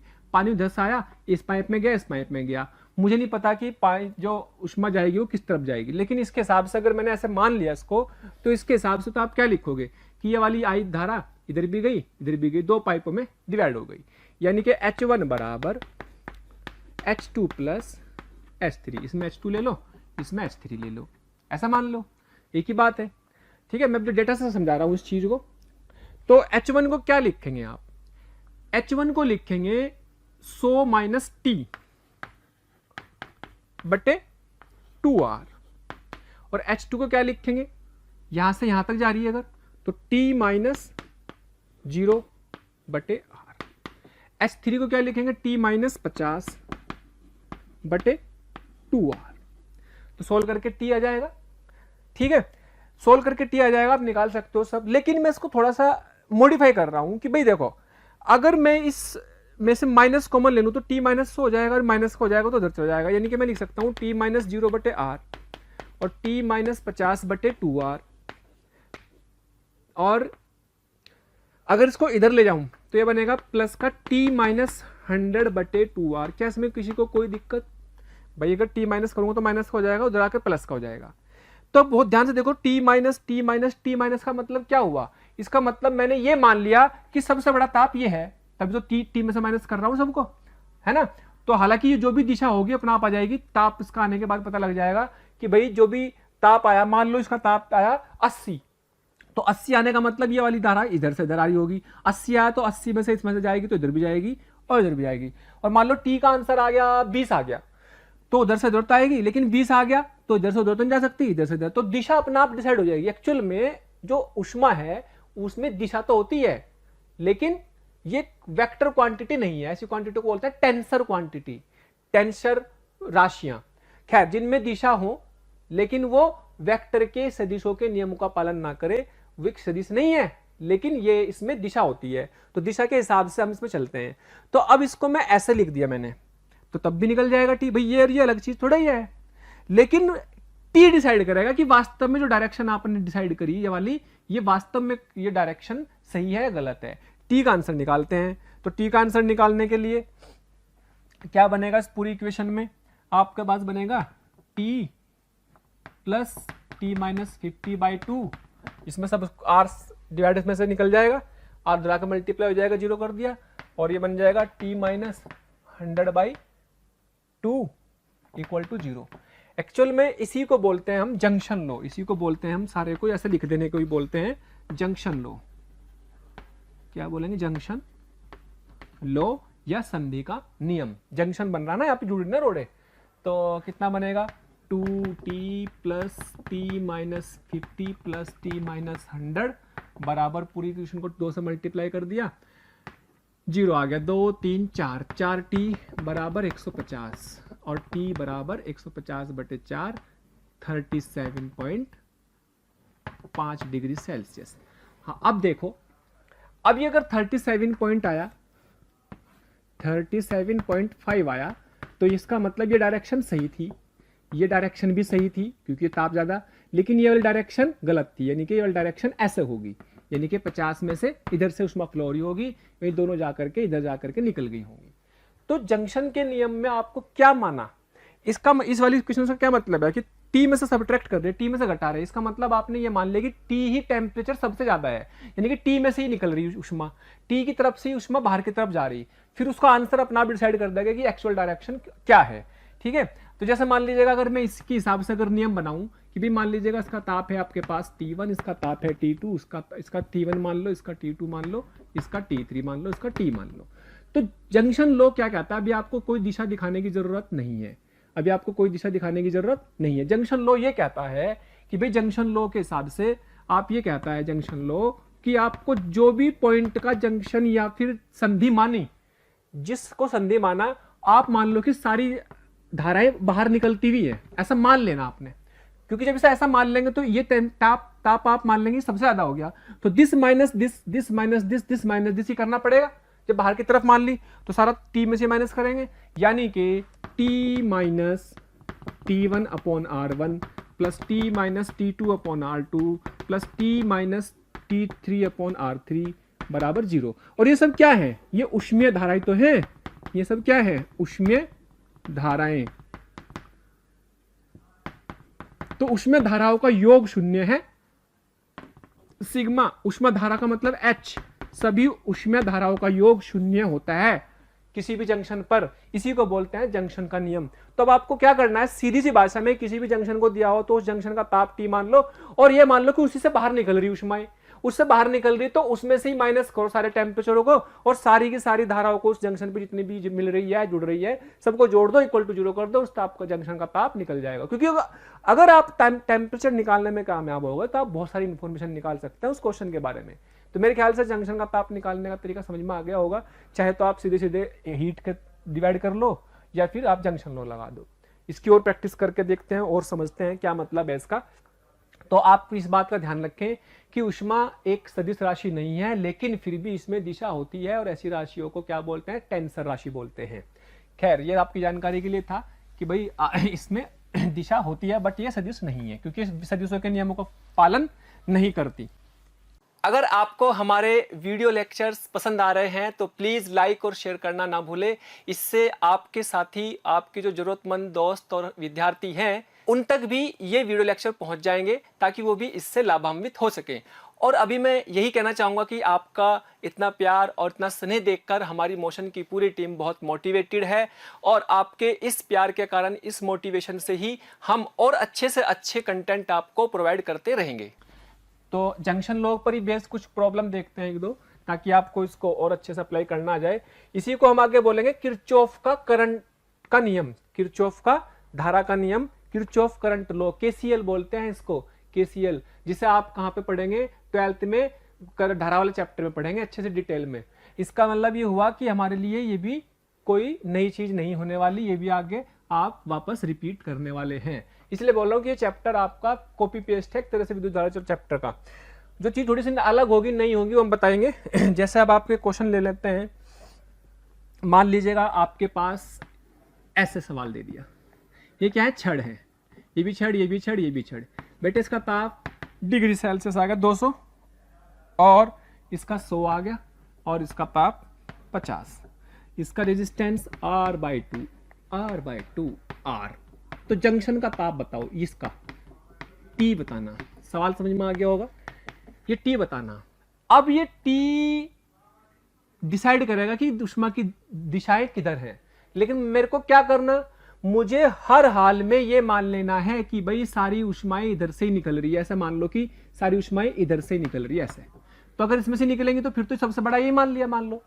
तो T minus this, T minus this, T minus this, ये वाले कंसेप्ट लगाएंगे और सारी ऊष्माओं का दर, तो जंक्शन लॉ के अकॉर्डिंग T माइनस 200 बटे R/2 प्लस ये वाली धारा आ गई T माइनस 100 बटे R/2। अब आप ये सोचोगे सर इसमें से सारे माइनस कर रहे, यही तो नियम है कि आपको इसी को ज्यादा मान लेना और इसमें से माइनस करने, प्लस T माइनस 50 बटे R बराबर 0। सारी ऊष्मा धाराओं का योग शून्य होता है किसी भी जंक्शन पर, यही तो नियम हमने पढ़ा अभी। मैंने प्रूफ करके भी दिखाया कि किस तरीके से वो आपकी इक्वेशन सेम ही बनती है, चाहे आप कैसे भी कर लो। तो आप क्या करो, पूरी इक्वेशन में R से मल्टीप्लाई कर दो, R तो उड़ जाएगा तो कितना बचेगा 2T माइनस 400, ये कितना बचेगा भाई, ये भी कितना बचेगा 2T minus 200 plus T minus 50 बराबर 0।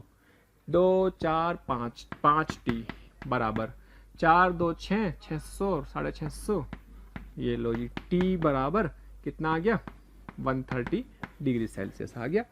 130 डिग्री सेल्सियस का मतलब, अब ये 130 डिग्री सेल्सियस क्या बताएगा, ये बताएगा एक्चुअल में डायरेक्शन। तो ये 130 आया, ये 100 200, तो किधर से ऊष्मा जा रही होगी, जाहिर सी बात है इसकी ऊष्मा इधर से चली और ये ज्यादा तो उधर गई होगी, इधर गई होगी। ये रियलिटी है, एक्चुअल डायरेक्शन, एक्चुअल दिशा ये है। लेकिन एक बार पहले वैल्यू तो निकालें, जब वैल्यू निकालेंगे तभी तो डिसाइड करेंगे भाई किधर से किधर, क्योंकि उच्च ताप से निम्न ताप की तरफ ऊष्मा धारा की दिशा होती है, ये हम पहले ही पढ़ चुके हैं, है ना। चलो एक और देख लो, बड़ा सिंपल सवाल है। मान लीजिएगा ये 300 है, ये 100 R/2 R/2, ये छड़ है जिनका प्रतिरोध दे रखा, ऊष्मीय प्रतिरोध दे रखा, और ये पॉइंट है A, ये TA बताना। इसका ताप दे रखा 50, इसका रेजिस्टेंस R। तो सिंपल देखो, अगर बहुत ध्यान से देखो तो ये दोनों रेजिस्टेंस श्रेणी क्रम में है कि नहीं है, तो ये R प्लस R/2 3R/2 हो गया। क्या ये भी श्रेणी क्रम में है, क्या ये भी 3R/2 हो गया, तो ये R हो गया। तो नहीं, आप ये कह सकते हो कि ये सवाल ऐसे बन गया जैसे पहला था, ये 50, इधर कितना 3R/2, ये कितना 100, ये कितना ये TA, ये कितना 3R/2, ये कितना आपके पास 300। तो वैसे बन गया पहला वाला ही, अलग थोड़ी ना बना। तो सबको क्या करना, बाहर की तरफ मान लेंगे और TA माइनस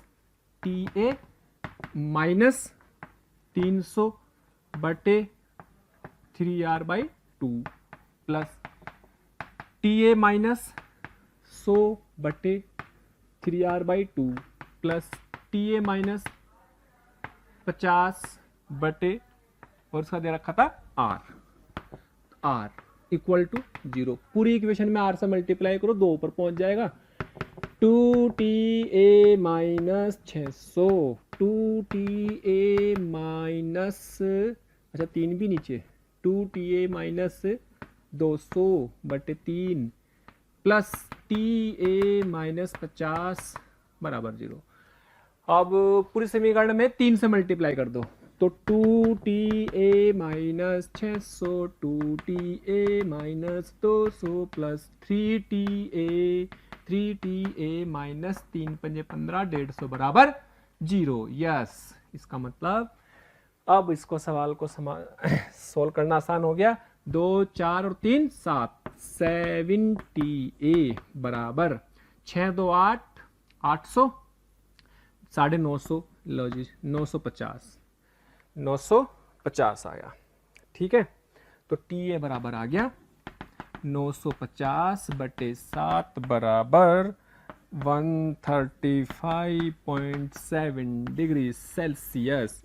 इस तरीके से हम जंक्शन का ताप निकाल सकते हैं और ये तरीका बड़ा हमारा सिंपल बना देता है सर्किट के सवालों को। आपको जंक्शन पहचानना है, संधि पहचाननी है। ओके, तो एक बार फिर बता दूं, जंक्शन में आपको क्या करना है कि जंक्शन से बाहर की तरफ करंट निकलती मान लो, तो यानी कि सबसे बड़ा ताप आपने ये मान लिया। अब कितना आएगा वो अपना आप पता लग जाएगा। ठीक है, तो फिर आप उसी में से घटाओ सारे ताप को, जितनी भी धाराएं हैं, 2 है 2, 3 है 3, 4 है 4, सबको जोड़ दो, इक्वल टू 0 कर दो और उसको निकाल लो। ये मेथड है। अब रियलिटी अगर जाननी कि भाई किधर जा रही होगी करंट, जैसे कितना आया है 135.7 आया, ये 300, ये 100, ये 50, तो जाहिर सी बात है इधर से भी जाएगी, इधर से भी जाएगी, इधर से भी जाएगी। सिंपल भाई, ज्यादा में से कम की तरफ तो जाएगी, ज्यादा में से कम की तरफ, ज्यादा में से कम की तरफ, यानी कि इधर से पानी आया 2 हिस्से में डिवाइड हो गया। सिंपल। ओके, हाँ जी। अब ये हमने चालन के बहुत सारे तरीके से मैं समझ लिए हैं, किस तरीके से ऊष्मा प्रवाहित होती है, किस तरीके से जो है आप किसी भी प्रतिरोध को निकाल सकते हो, ताप को निकाल सकते हो। ऊष्मा चालन को कभी कभी ऊष्मामिति के साथ जोड़ दिया जाता है। ऊष्मा चालन को ऊष्मामिति के साथ भी जोड़ दिया जाता है। तो ऊष्मामिति के साथ कैसे जोड़ेंगे भाई? ऊष्मा चालन को कभी कभी ऊष्मामिति के साथ जोड़ देते हैं। कैसे जोड़ते हैं वो समझ लो आप। एक समय से चाहो तो हेडिंग डाल लो छोटा सा कि भाई ऊष्मा चालन प्लस ऊष्मामिति। कुछ नहीं, ऊष्मामिति में कौन से फॉर्मूले थे याद करो। ऊष्मामिति में कौन से फॉर्मूले थे? ms डेल्टा टी और ml। जब चीजों के ताप चेंज होते थे तो ms डेल्टा टी से ऊष्मा का आदान प्रदान होता था। जब ताप बना बदल करके अवस्था परिवर्तन होती थी, इसका ताप समान रहता था, तो ml के वजह से ऊष्मा का आदान प्रदान होता था। और ऊष्मा चल किस तरीके से रही वो आपकी चालन विधि से पता लग रही। तो अब मान लो एक सवाल से समझते हैं इस चीज को कि दोनों का ही कंसेप्ट इसमें जोड़ दिया गया कि मान लो कोई भी स्रोत है जिसको हमने 200 डिग्री सेल्सियस पर फिक्स किया हुआ, 200 डिग्री सेल्सियस पर फिक्स किया हुआ, और भाई ये एक छड़ है, और यहां पर हमने क्या रखा हुआ है? 0 डिग्री सेल्सियस का बर्फ, 0 डिग्री सेल्सियस का बर्फ। इसमें छड़ की जो है कुछ इंफॉर्मेशन दे रखी है। छड़ के लिए के दे रखा है भाई 20 वाट पर सेंटीमीटर डिग्री सेल्सियस। लेंथ दे रखी है भाई 2 मीटर, ये लेंथ 2 मीटर दे रखी। एरिया दे रखा है भाई 10 सेंटीमीटर स्क्वायर, मतलब 10 गुना 10 की घात -4 इंटू 10 की पावर -3 मीटर स्क्वायर। ठीक है जी।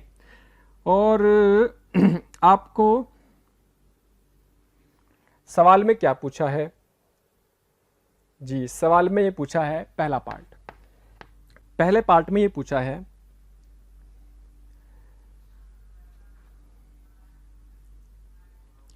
कि 1 मिनट में कितना बर्फ पिघल जाएगा।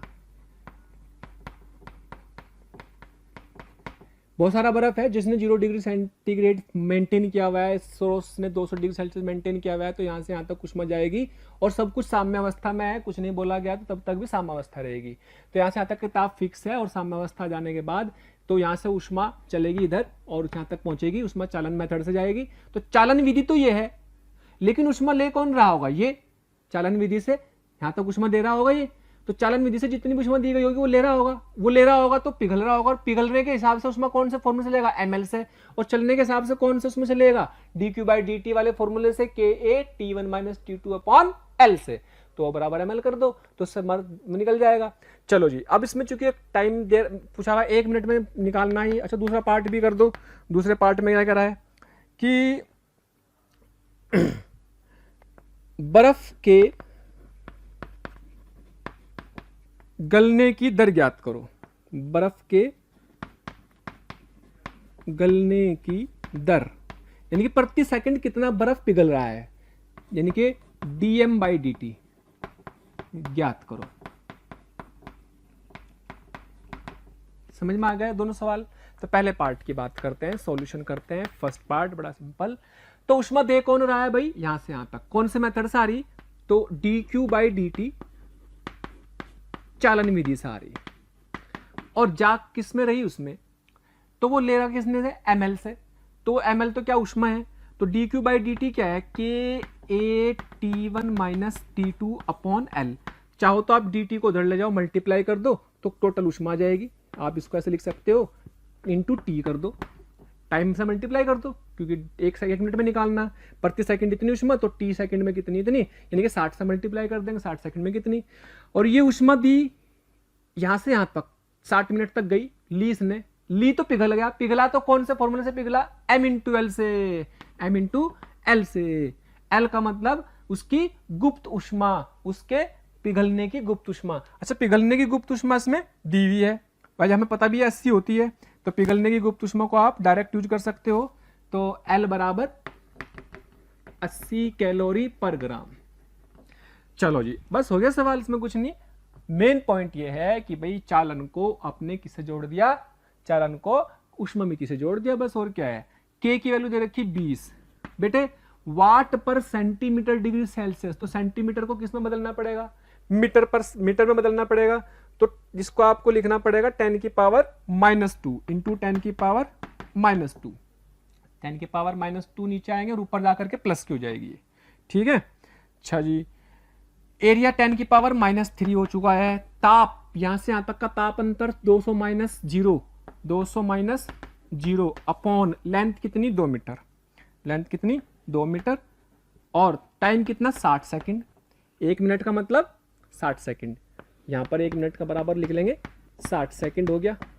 अच्छा, अब कितना बर्फ पिघल गया, मान लीजिएगा m बर्फ पिघला, L कितनी 80, लेकिन वो कैलोरी में है और ये आंसर जूल पर सेकंड में आएगा, तो 80 को भी क्या करना पड़ेगा, इसको कैलोरी में बदलने के लिए बजाय क्या कर लेंगे, इसको इंटू 4.2 से मल्टीप्लाई कर देंगे और ये अपना आंसर जूल में कन्वर्ट हो जाएगा, 4.2 जूल, ठीक है। और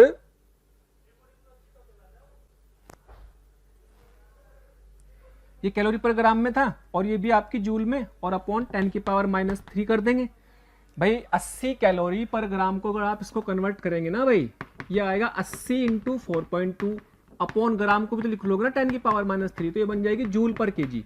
तो आंसर आपका द्रव्यमान किलोग्राम में आ जाएगा। और सोल्व करने पर भाई, सोल्व कर लेंगे आप इसको, तो इसको सोल्व करने पर आ जाएगा लगभग आपके पास दैट इज 35.71 kg के आसपास। इस पूरे को सोल्व करके इतने किलोग्राम बर्फ पिघल जाएगा, ठीक है। सेकंड पार्ट की बात करते हैं। ये कैलकुलेशन आप देख लेना, संभाल लेना इसको, कैलकुलेशन को अच्छे से थोड़ी तरीके से करना, तरीके से सोल्व करने के बाद आपके पास ये इस तरीके से सोल्व करना। मेरे को समझाना ये था कि भाई देखो, ऊष्मा चालन को ऊष्मा मिति से भी जोड़ सकते हैं, कैलोरी मीटर से जोड़ सकते हैं, यानी कि कंडक्शन प्लस कैलोरीमीट्री, अच्छे सवाल बन जाते हैं कभी कभी। तो दूसरा पार्ट में कह रहा है भाई कि बर्फ के गलने की दर, प्रति सेकंड कितना बर्फ पिघल रहा है।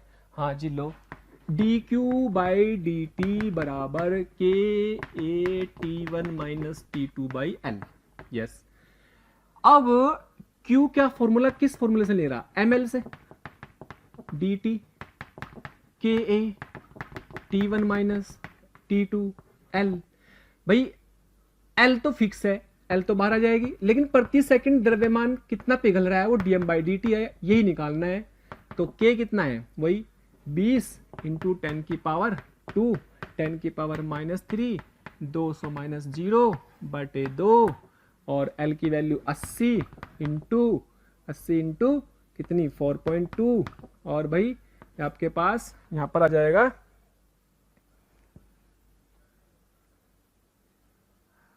नीचे की तरफ 10 की पावर -3 और dm/dt बराबर ये 10 हो गया।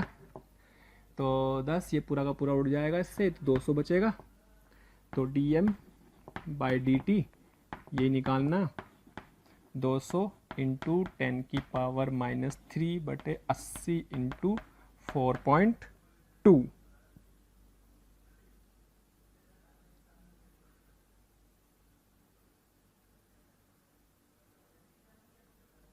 हाँ जी, कैलकुलेशन एक बार देख लीजिएगा जरा ध्यान से। dm/dt आ गया, k की वैल्यू आ गई 20 इंटू 10 की पावर 2 -3 और 200 एरिया।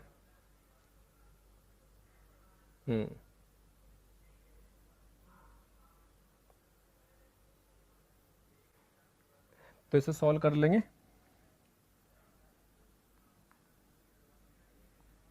सोल्व करके देखो कितना बैठेगा, लगभग 1 0 काट देते हैं, 4 दूनी 8 4 पंजे 20 और 2 से कट कर देंगे इसको।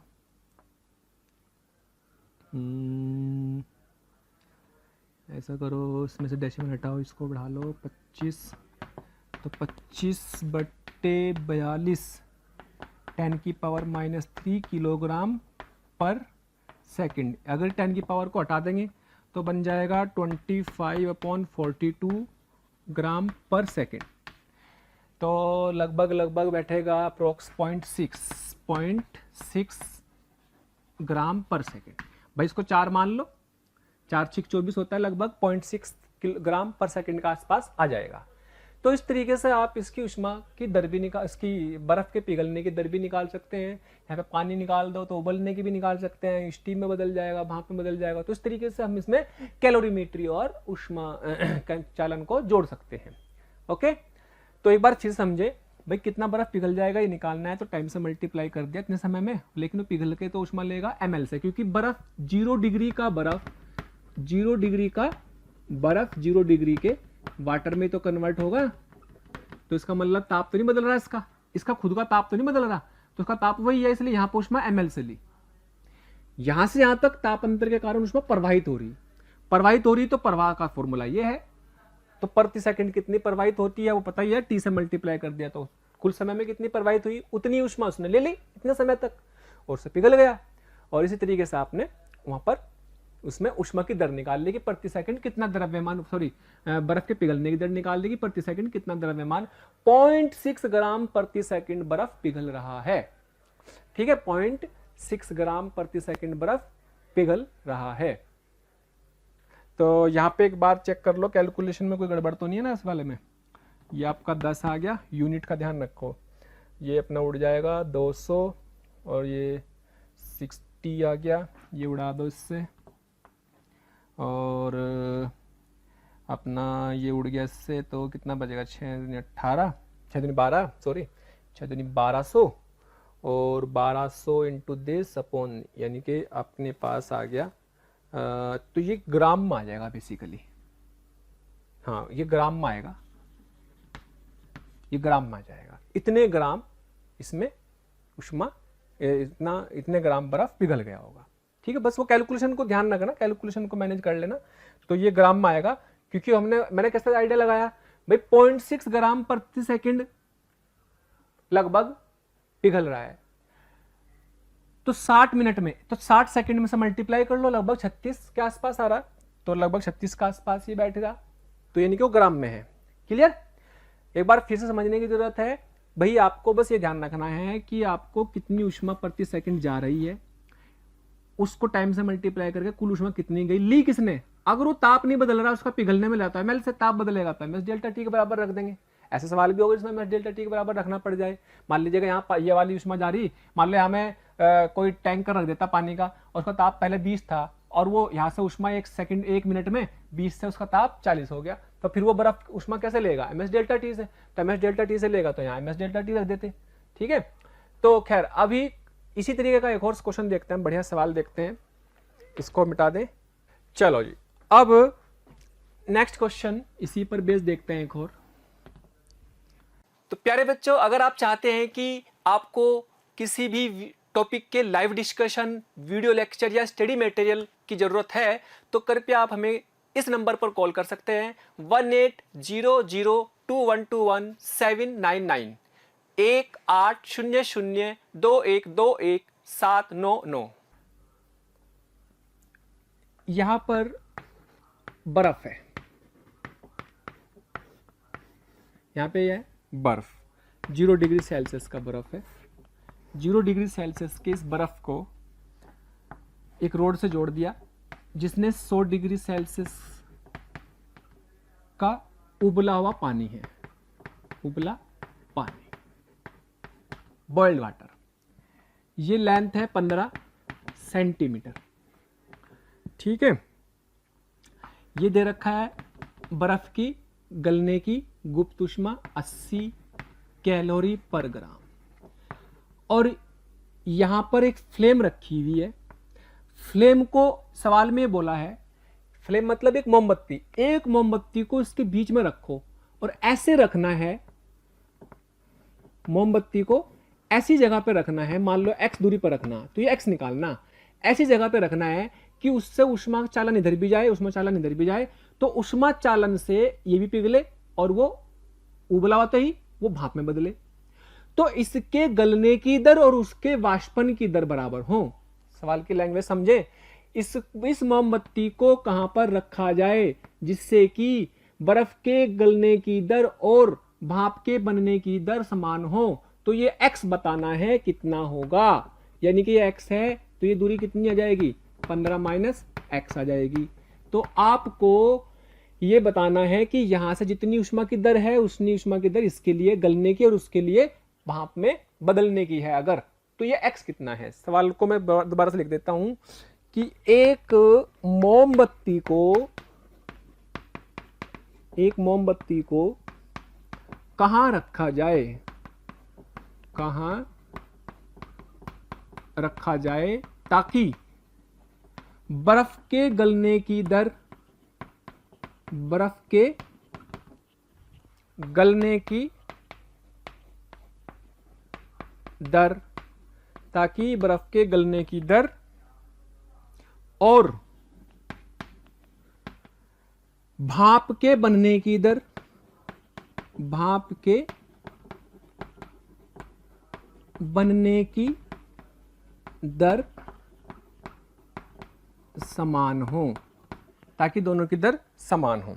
ठीक है, और इसमें भाप के बनने के लिए जो इसकी वेपोराइजेशन यानी कि वाष्पन की उष्मा है वो दे रखी है 560 कैलोरी पर ग्राम। ये दिया हुआ है, ये हमें क्वेश्चन में गिवन है, दिया हुआ है। ठीक है, ये भी सब कुछ दिया हुआ है हमें सवाल में, और ये पूछा हुआ है। क्या मेरा सवाल समझ में आ गया? बढ़िया सवाल है, इंपॉर्टेंट वैरायटी मान लो उसकी, इस तरह का सवाल अच्छा सवाल माना जाता है।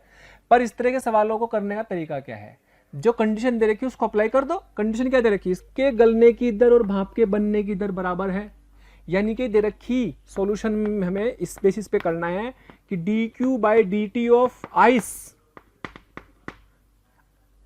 dm गलन की दर का मतलब प्रति सेकंड कितना बर्फ पिघलेगा, प्रति सेकंड उतनी ही भाप बननी चाहिए, तो बराबर आइस मतलब बर्फ, और dm/dt ऑफ भाप, यानी कि प्रति सेकंड जितना बर्फ पिघलेगा प्रति सेकंड उतनी ही भाप बननी चाहिए। तो यही कॉन्सेप्ट अप्लाई कर देना है। इसका मतलब dm/dt ऑफ बर्फ निकालो, dm/dt ऑफ भाप। अभी हमने dm/dt पहले साल में निकालना सीखा था, तो उसी तरीके से निकालेंगे बस। तो इससे पहले वाले साल में dm/dt निकाला था ना, तो उसी तरीके से निकालेंगे, लेकिन इस बार लंबाई इतनी, उष्मा इधर जाएगी और इधर भी जाएगी, और उसी के बेस पर हमें लेना है। अच्छा, ये जो मोमबत्ती है, इस मोमबत्ती का ताप फिक्स है भाई 200। इसने यहां पर कितना ताप दे रखा, 200 डिग्री सेल्सियस फिक्स किया हुआ है इस जंक्शन का ताप। तो जाहिर सी बात है इधर से उसमें भी जाएगी, इधर से भी जाएगी, दोनों तरफ जाएगी, क्योंकि इसका ताप ज़्यादा है। इसका ताप ज़्यादा होने के कारण ऊष्मा इधर भी जाएगी, इधर भी जाएगी, और जो ऊष्मा इधर जाएगी उस तरफ जाएगी, उसकी वजह से बर्फ पिघलेगा, इसकी वजह से ये उबला पानी भाप में बदलेगा, और दोनों के बर्फ के गलने की दर और बर्फ के भाप के बनने की दर बराबर है, सवाल में दी है। तो ये कहां रखी जाए, एक्स पूछी ही है। क्या मेरा सवाल समझ में आया? यस। अब करने का तरीका वही है कि भाई दोनों निकाल लो, बराबर कर दो, उसमें क्या है। चलो जी, पहले क्या करते हैं, D Q by D T of बर्फ के ए, इसका के और ए तो दिया हुआ नहीं, ना के दिया हुआ ना ए दिया हुआ, तो के और ए को कट जाएंगे बेसिकली वो, तो कितना 200 माइनस 0 बटे एक्स। बर्फ के लिए तो यही लगेगी ना, लंबाई कितनी रोड की, इतनी, और ताप कितना 200 माइनस 0, इसका के तो के ही रहेगा, एरिया ऑफ क्रॉस सेक्शन भी ए रहेगा, के तो सेम ही रहना, पूरे पदार्थ का गुण होता है तो, ठीक है। तो ये आ गया। अच्छा, लेकिन ये जो ऊष्मा लेगा बर्फ वो कौन से फॉर्मूले से लेगा, m इंटू एल से, तो यहां पे क्या लिख लो, m into D M into L F लिख लो चाहे तो, डी टी बराबर के ए 200 बटे एक्स। तो D M by D T of ice, L F नीचे चला जाएगा क्योंकि कांस्टेंट है, प्रति सेकंड बर्फ पिघल रहा है, ये बदल रहा है एम, तो के ए 200 बटे L F into x. Clear? अच्छा, अब भाई बर्फ के बाद D Q by D T किसका करना है, भाप का करना है, तो D Q by D T of भाप, तो उसके लिए रोड कितनी के, एरिया वही रहेगा। अब भाप की तरफ ऊष्मा इस जारी की दर से 200 से 100 की तरफ, तो 200 से 100 की तरफ जाएगी, लंबाई है 15 माइनस एक्स। अच्छा, मैंने एक्स को जो है सेंटीमीटर में लिखा क्योंकि अभी मैंने सब कन्वर्ट नहीं किया, पर वो कट जाएगा दोनों तरफ से, 2 के ए माइनस 200 माइनस 100 बटे 15 माइनस एक्स। तो यहां पे ये ऊष्मा कौन से फॉर्मूले से लेगा, D of M into L V लिख देता हूं upon D T, K A 100 upon 15 minus X. यह सेंटीमीटर में है, ये भी सेंटीमीटर में है, लेकिन जब दोनों सेम में रखे हुए हैं तो दिक्कत नहीं आएगी। तो D M by D T of भाप बराबर के ए इंटू 100 बराबर माइनस 15 माइनस एक्स, और इसमें आ जाएगा एल इंटू वी। क्या इन दोनों को बराबर कर सकते हैं, दिया है D Q by D T of ice या बर्फ बराबर D Q by D T of भाप, भाप का बराबर कर दो, सॉरी डी क्यू नहीं, डी एम, उनका प्रति सेकंड कितना द्रव्यमान पिघल रहा है, कितना द्रव्यमान भाप में बदल रहा है।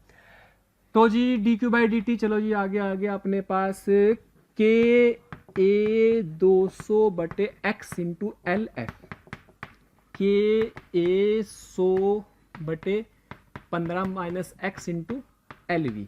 अच्छा, चूंकि दोनों तरफ इधर सेंटीमीटर में लेंगे तो इधर भी सेंटीमीटर में, तो सेंटीमीटर सेंटीमीटर कट जाएगा, इधर भी कैलोरी पर ग्राम में लेंगे, इधर भी कैलोरी पर ग्राम में, तो इसकी भी यूनिट कट जाएगी। तो इसलिए आपको यूनिट बदलने की जरूरत नहीं है, तो यूनिट बदलने की जरूरत नहीं होगी, तो उसका मतलब आपके पास ये इससे कैंसिल हो जाएगा।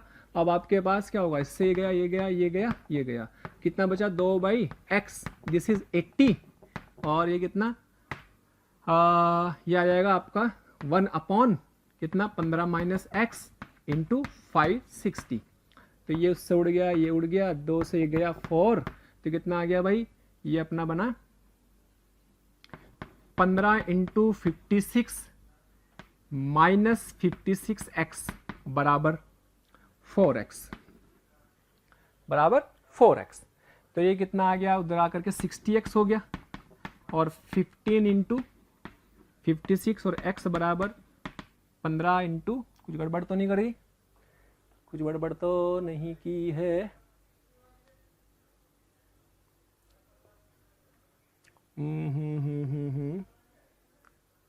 ओके 5 6 हो गया,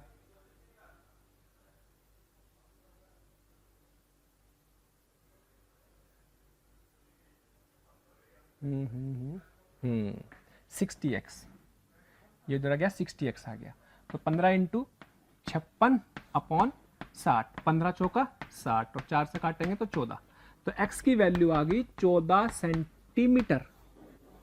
इसका मतलब ये हुआ कि हमें इस मोमबत्ती को x बराबर 14 सेंटीमीटर पर रखना पड़ेगा या फिर पानी से 1 सेंटीमीटर पर। तो कितना आ गई ये डिस्टेंस 14 सेंटीमीटर और ये कितनी आ गई 1 सेंटीमीटर। जाहिर सी बात है इससे थोड़ा सा इसके पास ही रखना पड़ेगा क्योंकि इसको उबालने में ज़्यादा एनर्जी चाहिए तो इसके पास को रखना पड़ेगा, इसलिए 1 सेंटीमीटर आई और ये 14 सेंटीमीटर आई। तो बड़ा सवाल एकदम, तो आपको सीधे आपको बस कंसेप्ट और कंडीशन को दिमाग सही से लगा देना है और ये सवाल आपको आ जाएगा। ओके तो आगे बढ़ते हुए अब हम पढ़ते हैं व्हीट स्टोन ब्रिज। हाँ जी, व्हीट स्टोन ब्रिज।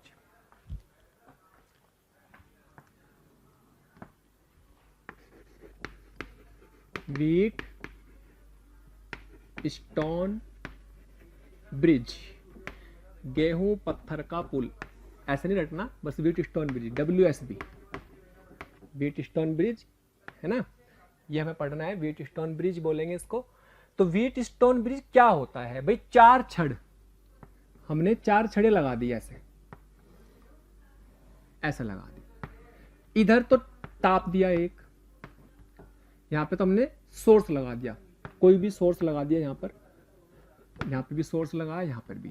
तो इस सोर्स को हमने कुछ भी टेम्परेचर दे दिया ABCD, तो ये हाई ताप है और ये निम्न ताप है।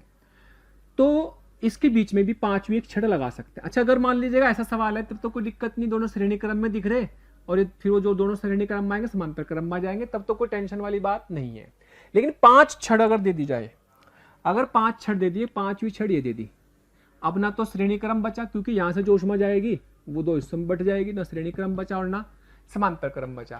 तो जब ना श्रेणी क्रम बचे ना समांतर क्रम बचे तो श्रेणी क्रम और समांतर क्रम में बचे, तो आप देखो कि अगर 5 छड़े या 5 प्रतिरोध आपको से किसी इस तरह के अरेंजमेंट में है कि हाई ताप और निम्न ताप, हाई ताप और निम्न ताप में 5 छड़े लगी हुई हैं, तो आपको उस केस में व्हीट स्टोन ब्रिज की कंडीशन भी चेक करनी है। व्हीट स्टोन ब्रिज की कंडीशन क्या चेक करनी भाई, मान लीजिएगा ये R1 है, ठीक है, ये R2 है, ये R3 है, ये R4 है, ऐसा मान लो। तो व्हीट स्टोन ब्रिज की कंडीशन क्या है, प्रतिबंध क्या है, बस ये रटना है। अभी तो ये जू का तू आप कहाँ पढ़ेंगे, वापस फिर वही विद्युत धारा चैप्टर में पढ़ेंगे। अभी हम ऊष्मा धारा में पढ़ रहे हैं कि भाई यहाँ से जो ऊष्मा जा रही थी ना वो 2 हिस्सों में तो डिवाइड हो गई, तो उसका जो भी ताप है TA इसका ताप हो गया, TB इसका ताप हो गया, TD। तो कंडीशन ये है, प्रतिबंध ये है कि अगर आमने सामने की भुजाओं का प्रतिरोध का मल्टीप्लीकेशन अगर R1 इंटू R3 बराबर है R2 इंटू R4, अगर R1 इंटू R3 बराबर है R2 इंटू R4, अगर ये कंडीशन है, इफ ये कंडीशन है, तो R5 में कोई ऊष्मीय धारा प्रवाहित नहीं होगी, प्रवाहित नहीं होगी, उसमें कोई भी ऊष्मीय धारा प्रवाहित नहीं होगी, इसलिए R5 को हटा सकते हैं, इसको हटा सकते हैं, ठीक है। और जब इसमें कोई धारा प्रवाहित ही नहीं हो रही, यानी कि इसमें जो धारा है HR5 में वो जो धारा है 0 है, तो इसका ताप और इसका ताप, इसका मतलब समान, क्योंकि ताप अंतर 0 होगा तो इसमें धारा प्रवाहित ही नहीं होगी। ताप अंतर 0 होने का मतलब इसका ताप और इसका ताप समान हो जाएगा, यानी कि इसलिए TB बराबर TD हो जाएगा। भाई अगर आप ऐसे लिखो कि TB माइनस TD बटे R5 बराबर H, इसकी ऊष्मा धारा H5 की, लेकिन ये तो 0 है कि उसमें धारा कंडीशन यही आई, तो इसके बेसिस पर क्या लिख सकते हैं कि TB बराबर TD, दोनों का ताप समान हो जाएगा। तो या तो ये बोले कि दोनों का ताप समान है तब भी दिस इंटू दिस होगा, या दिस इंटू दिस बराबर दिस इंटू दिस हो तो हम बोलेंगे कि दोनों के ताप समान होंगे। अगर ऐसी कंडीशन आपको मिल रही है तो आप बोलते हैं कि ये एक संतुलित प्रतिबंध किसका है, कहे का है, ये संतुलित व्हीट स्टोन ब्रिज, संतुलित व्हीट स्टोन ब्रिज का कंडीशन है, प्रतिबंध है। आमने सामने की भुजाओं का गुणनफल बराबर आ जाए तो आप कहेंगे कि ये एक क्या है, तो ये एक संतुलित व्हीटस्टोन ब्रिज है, जिससे कि बीच वाली इसमें कोई धारा प्रवाहित नहीं होती, और उसके बाद हम इसको यहाँ से हटा सकते हैं। अगर ये हट जाए तो बड़ी आसान हो जाएगी दुनिया। देखो ये सीरीज में पैरेलल में जाएंगे, फिर तो सोल्व करना आसान हो जाएगा सर्किट को, है ना। जैसे क्वेश्चन से समझते हैं भाई, क्वेश्चन क्या कहता है, प्रूफ भी कर सकते हैं बट प्रूफ करने की जरूरत नहीं, आप याद रखें कंडीशन को।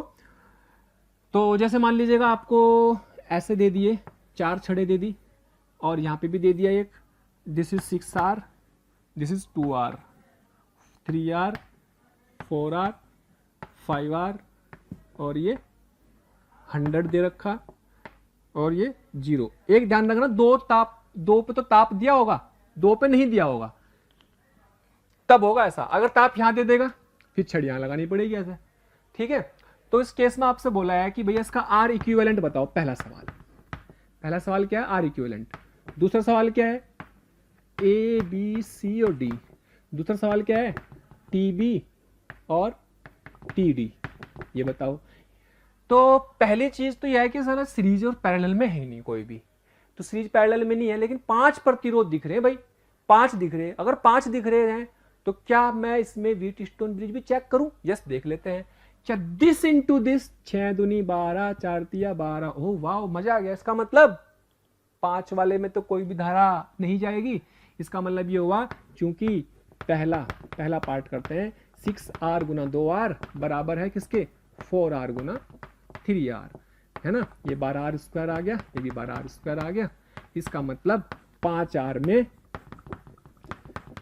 कोई धारा नहीं प्रवाहित होगी। अगर ये बराबर नहीं है फिर तो होगी, फिर वो बहुत टफ सवाल हो जाते हैं, वो आने की पॉसिबिलिटी नहीं है, आएंगे ही नहीं, आप समझ लो। तो आप तो समझ लो कि अगर आपको 5 रेजिस्टेंस दे तो व्हीटस्टोन ब्रिज लगने के चांसेस हैं। तो उस केस में आपके इसमें कोई धारा प्रवाहित नहीं होगी, तो सर्किट कैसा बन गया, सर्किट ऐसा बन गया जैसा आप पहला कर चुके, यानी कि इसकी छुट्टी करो, इसको उड़ा दो, यानी कि ये 100, ये 0, ये टीबी, ये टीडी, और भाई इसका रेजिस्टेंस 6R, इसका 3R, इसका 4R, इसका 2R। क्या टीबी और टीडी दोनों समान होंगे? यस। तो अब यहां से धारा जो भी आएगी H1 मान लो, वही इसमें जाएगी, इधर जाएगी H2, तो ये जो धारा इधर जाएगी वही धारा इधर भी जाएगी वैसे तो। लेकिन अभी क्या करना है, अभी यहां से यहां तक क्या दोनों श्रेणी क्रम में है, ये कितना होगा 9R। तो यहां 100 माइनस 0, 100 माइनस, अच्छा पहले तो हमें क्या निकालना है, आर इक्विवेलेंट। तो ये तो 9R आ गया, ये कितना आ गया 4R 2 6R। तो 9 और 6R का समांतर क्रम, 9R और 6R का समांतर क्रम कितना, 9R इंटू 6R बटे 9 और 6 15R, छम छम छम छम, 3 दूनी 6, 3 तिया 9, 3 तिया सॉरी 3 पंजे 15, और 3 पंजे 15 के बाद कितना आ गया 9 दूनी 18 बटे 5R। तो आर इक्विवेलेंट आ गया कितना, अरे 3 पंजे 15, 3 दूनी 6, और भैया 9 दूनी 18R बटे 5, 18R बटे 5 इसका इक्विवेलेंट प्रतिरोध आ गया है। इसका इक्विवेलेंट प्रतिरोध 18R बटे 5 आ गया। लेकिन हमें 18R इक्विवेलेंट प्रतिरोध के साथ साथ क्या निकालना, टीबी भी निकालना। तो टीबी कैसे निकालें भाई, टीबी कैसे निकालें, चलो जी टीबी हमें पता है कि यहां से यहां तक और यहां से यहां तक की धारा समान है। तो 100 माइनस टीबी बटे 6R, 100 माइनस टीबी बटे 6R सेकेंड पार्ट बराबर क्या, टीबी माइनस 0 बटे 3R। यस, 3 दूनी 6, 2 उधर जाएगा तो ये कितना बेटे, 2 उधर जाएगा तो 2 टीबी, और 1 टीबी उधर चला जाएगा, 3 टीबी बराबर 100।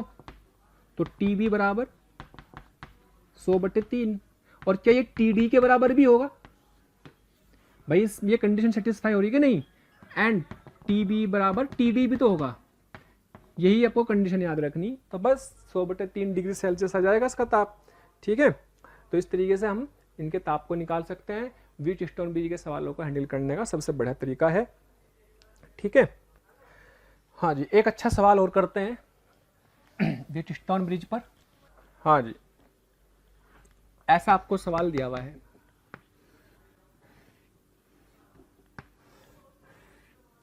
इस छड़ का नाम दिया हुआ है Y, ये x, ये y, ये x, ये y और ये x और ये भी x, ये इनके छड़ के नाम दिए हुए हैं। इसका ताप यहाँ पे दे रखा 60 डिग्री सेल्सियस और भाई इसका ताप में पता नहीं, ये A है, ये B है, ये C है, ये D है और ये E है।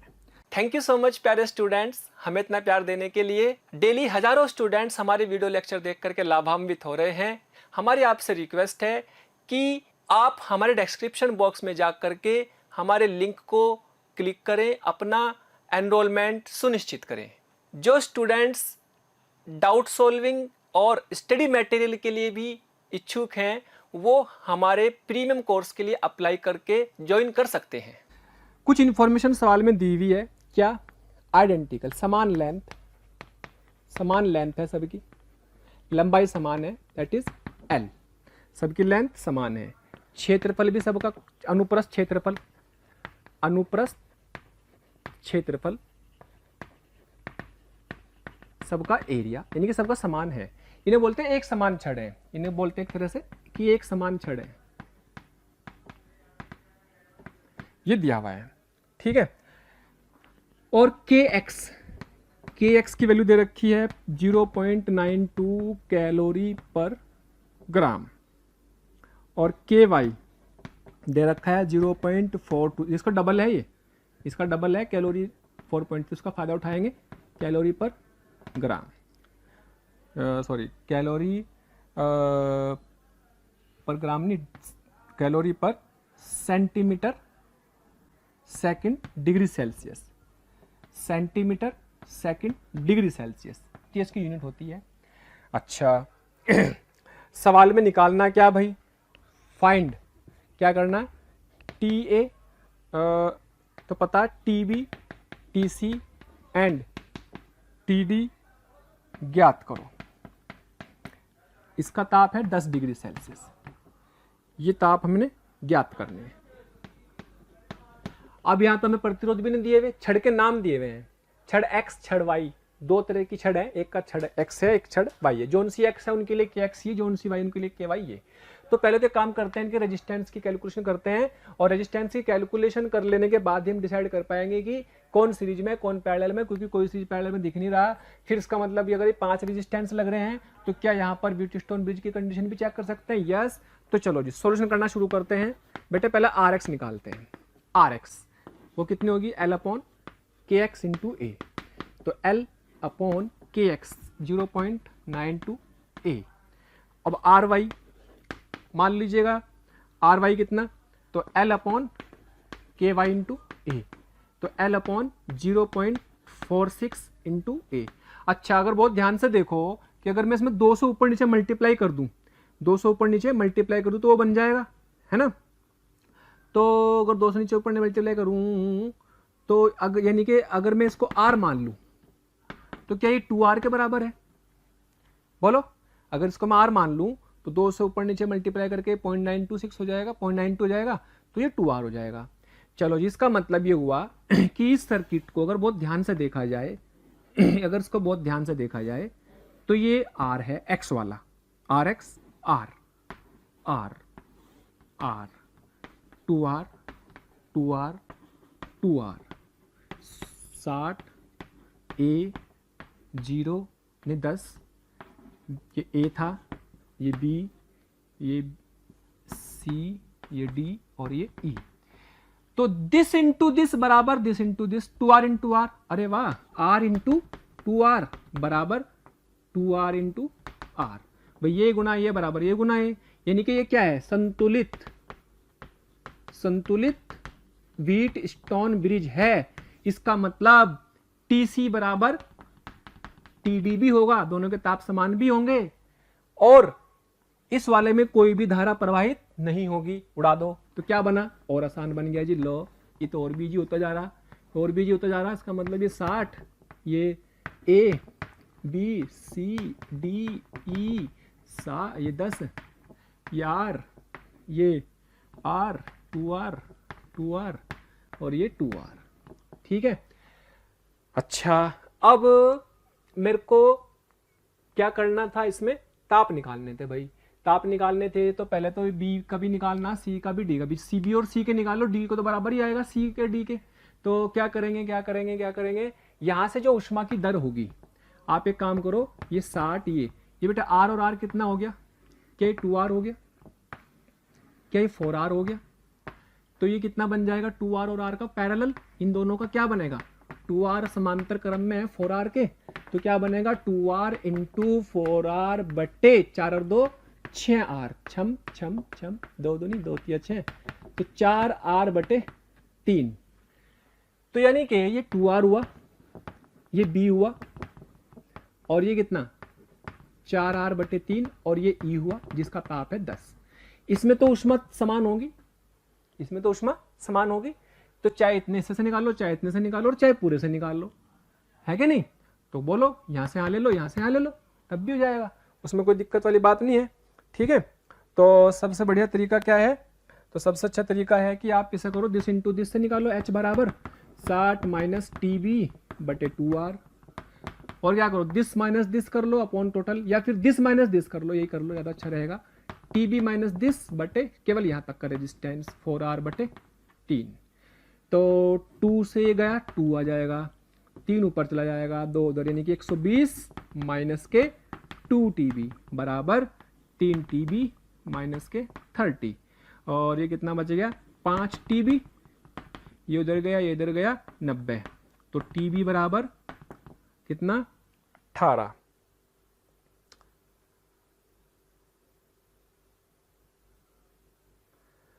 तो टीबी बराबर कुछ गड़बड़ कर दी, देखो चेक करते हैं एक बार, 2 आएगा तो 2 यानी कि 2 टीबी, 3 गया 3 टीबी, और ये उधर गया, इसको सॉरी जुड़ गया 150 आ गया, 150 आ गया, तो 150 बटे 5, तो 5 या 15, 30 डिग्री सेल्सियस आ गया भाई बी, बस 30 डिग्री सेल्सियस भी आ गया। अब सी को निकाल लो, यानी कि इसका ताप कितना आ गया, इसका ताप आ गया अपने पास टीबी बराबर 30।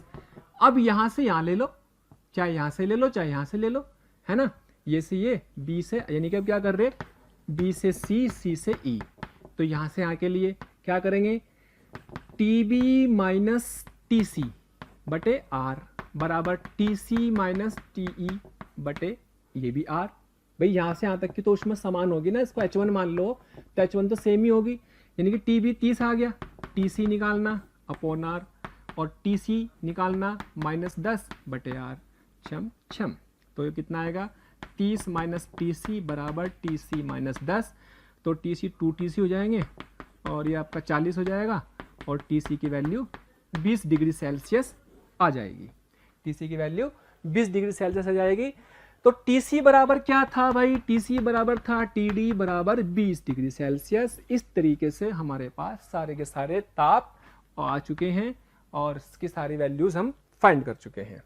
तो ये अपना एक्चुअल में हमारे पास ये व्हीटस्टोन ब्रिज को अप्लाई करने का एक बहुत अच्छा बड़ा सवाल है, और व्हीटस्टोन से आपके कोई सवाल अच्छे और आसान हो जाते हैं जिनको आपको करने में तकलीफ नहीं होगी। ठीक है, तो इस तरीके से और भी आपको मिल सकते हैं व्हीटस्टोन ब्रिज के क्वेश्चन। मैं आपको सिंपल से एक आप एग्जाम्पल और बताता हूँ। हाँ जी, जैसे मान लो आपसे बोला कभी कभी कि भाई ऐसे जुड़ रहे 3 रेजिस्टेंस,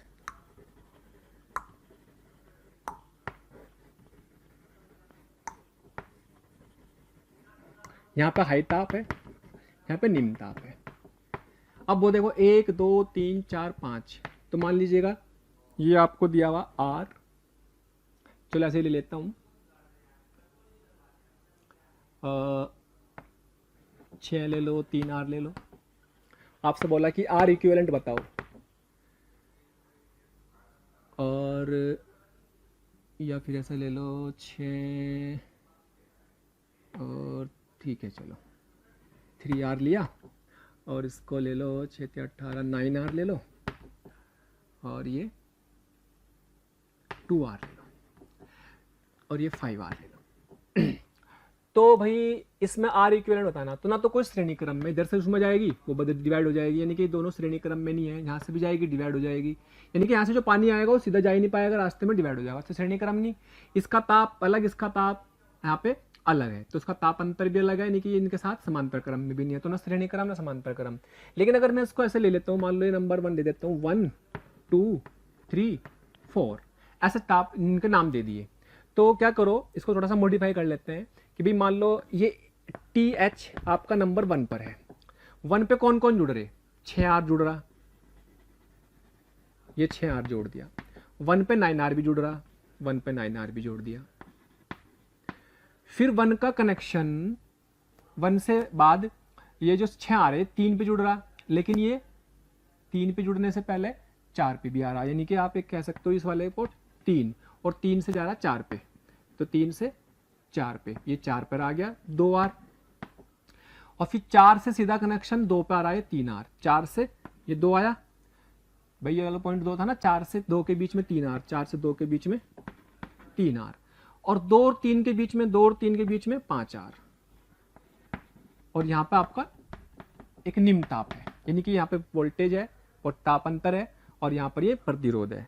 अब मेरा कहने का मतलब सिर्फ इतना सा है कि भाई आपको सीरीज श्रेणी क्रम और समांतर क्रम तो नहीं दिख रहे, लेकिन ये अपने पास श्रेणी क्रम और समांतर क्रम के बाद ये अपना व्हीटस्टोन ब्रिज बन रहा है। देखो 6 × 18 9 दूनी 18, तो जब 6 × 18 6R × 3R बराबर 18R स्क्वायर, और 9R × 2R बराबर 18R स्क्वायर, ये दोनों बराबर आ गए, इसका मतलब इसकी छुट्टी कर दो, इसका काम खत्म हो जाएगा, इसका काम खत्म हो जाएगा, तो इसका मतलब अपने पास ये सर्किट बन जाएगा ऐसे, जिसको बहुत सिंपल फॉर्मेट में आप ऐसे लिख सकते हो, ये भी अपने पास आ गया 6R, और ये अपने पास आ गया 2R, ये अपने पास आ गया 9R, और ये भाई आ गया 3R, और अभी हमें निकालना है तुल्य प्रतिरोध, इसको ये मान लो, इसको आप मान लीजिएगा C, तो हमें A और C के बीच में निकालना RAC, तुल्य प्रतिरोध निकालना है किसके बीच में, A और C के, इसको A मान लिया, इसको C मान लिया, ठीक है, इसको A और इसको C मान लिया।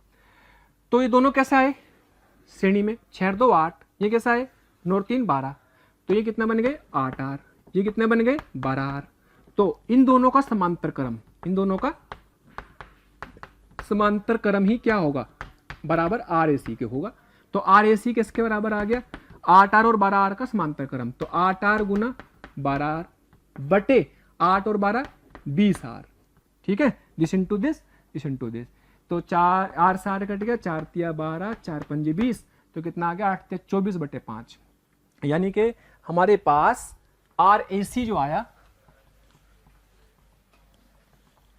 RAC की वैल्यू आ गई, RAC बराबर 8 तिया 24 बटे 5, 24 बटे 5R, ये आपका आंसर आ जाएगा। A और C के बीच में इतने ओम रेजिस्टेंस होगा। ओके, तो कहने का मतलब ये होगा कि हमें व्हीटस्टोन ब्रिज की एप्लीकेशन को भी अच्छे से समझना है, और कई बार हमारे ये सवालों को आसान करने के लिए बहुत हेल्पफुल होता है।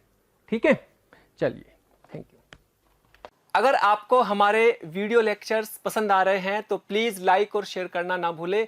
इससे आपके साथी, आपके जो ज़रूरतमंद दोस्त और विद्यार्थी हैं, उन तक भी ये वीडियो लेक्चर पहुंच जाएंगे, ताकि वो भी इससे लाभान्वित हो सकें। और अभी मैं यही कहना चाहूँगा कि आपका इतना प्यार और इतना स्नेह देखकर हमारी मोशन की पूरी टीम बहुत मोटिवेटेड है, और आपके इस प्यार के कारण, इस मोटिवेशन से ही हम और अच्छे से अच्छे कंटेंट आपको प्रोवाइड करते रहेंगे।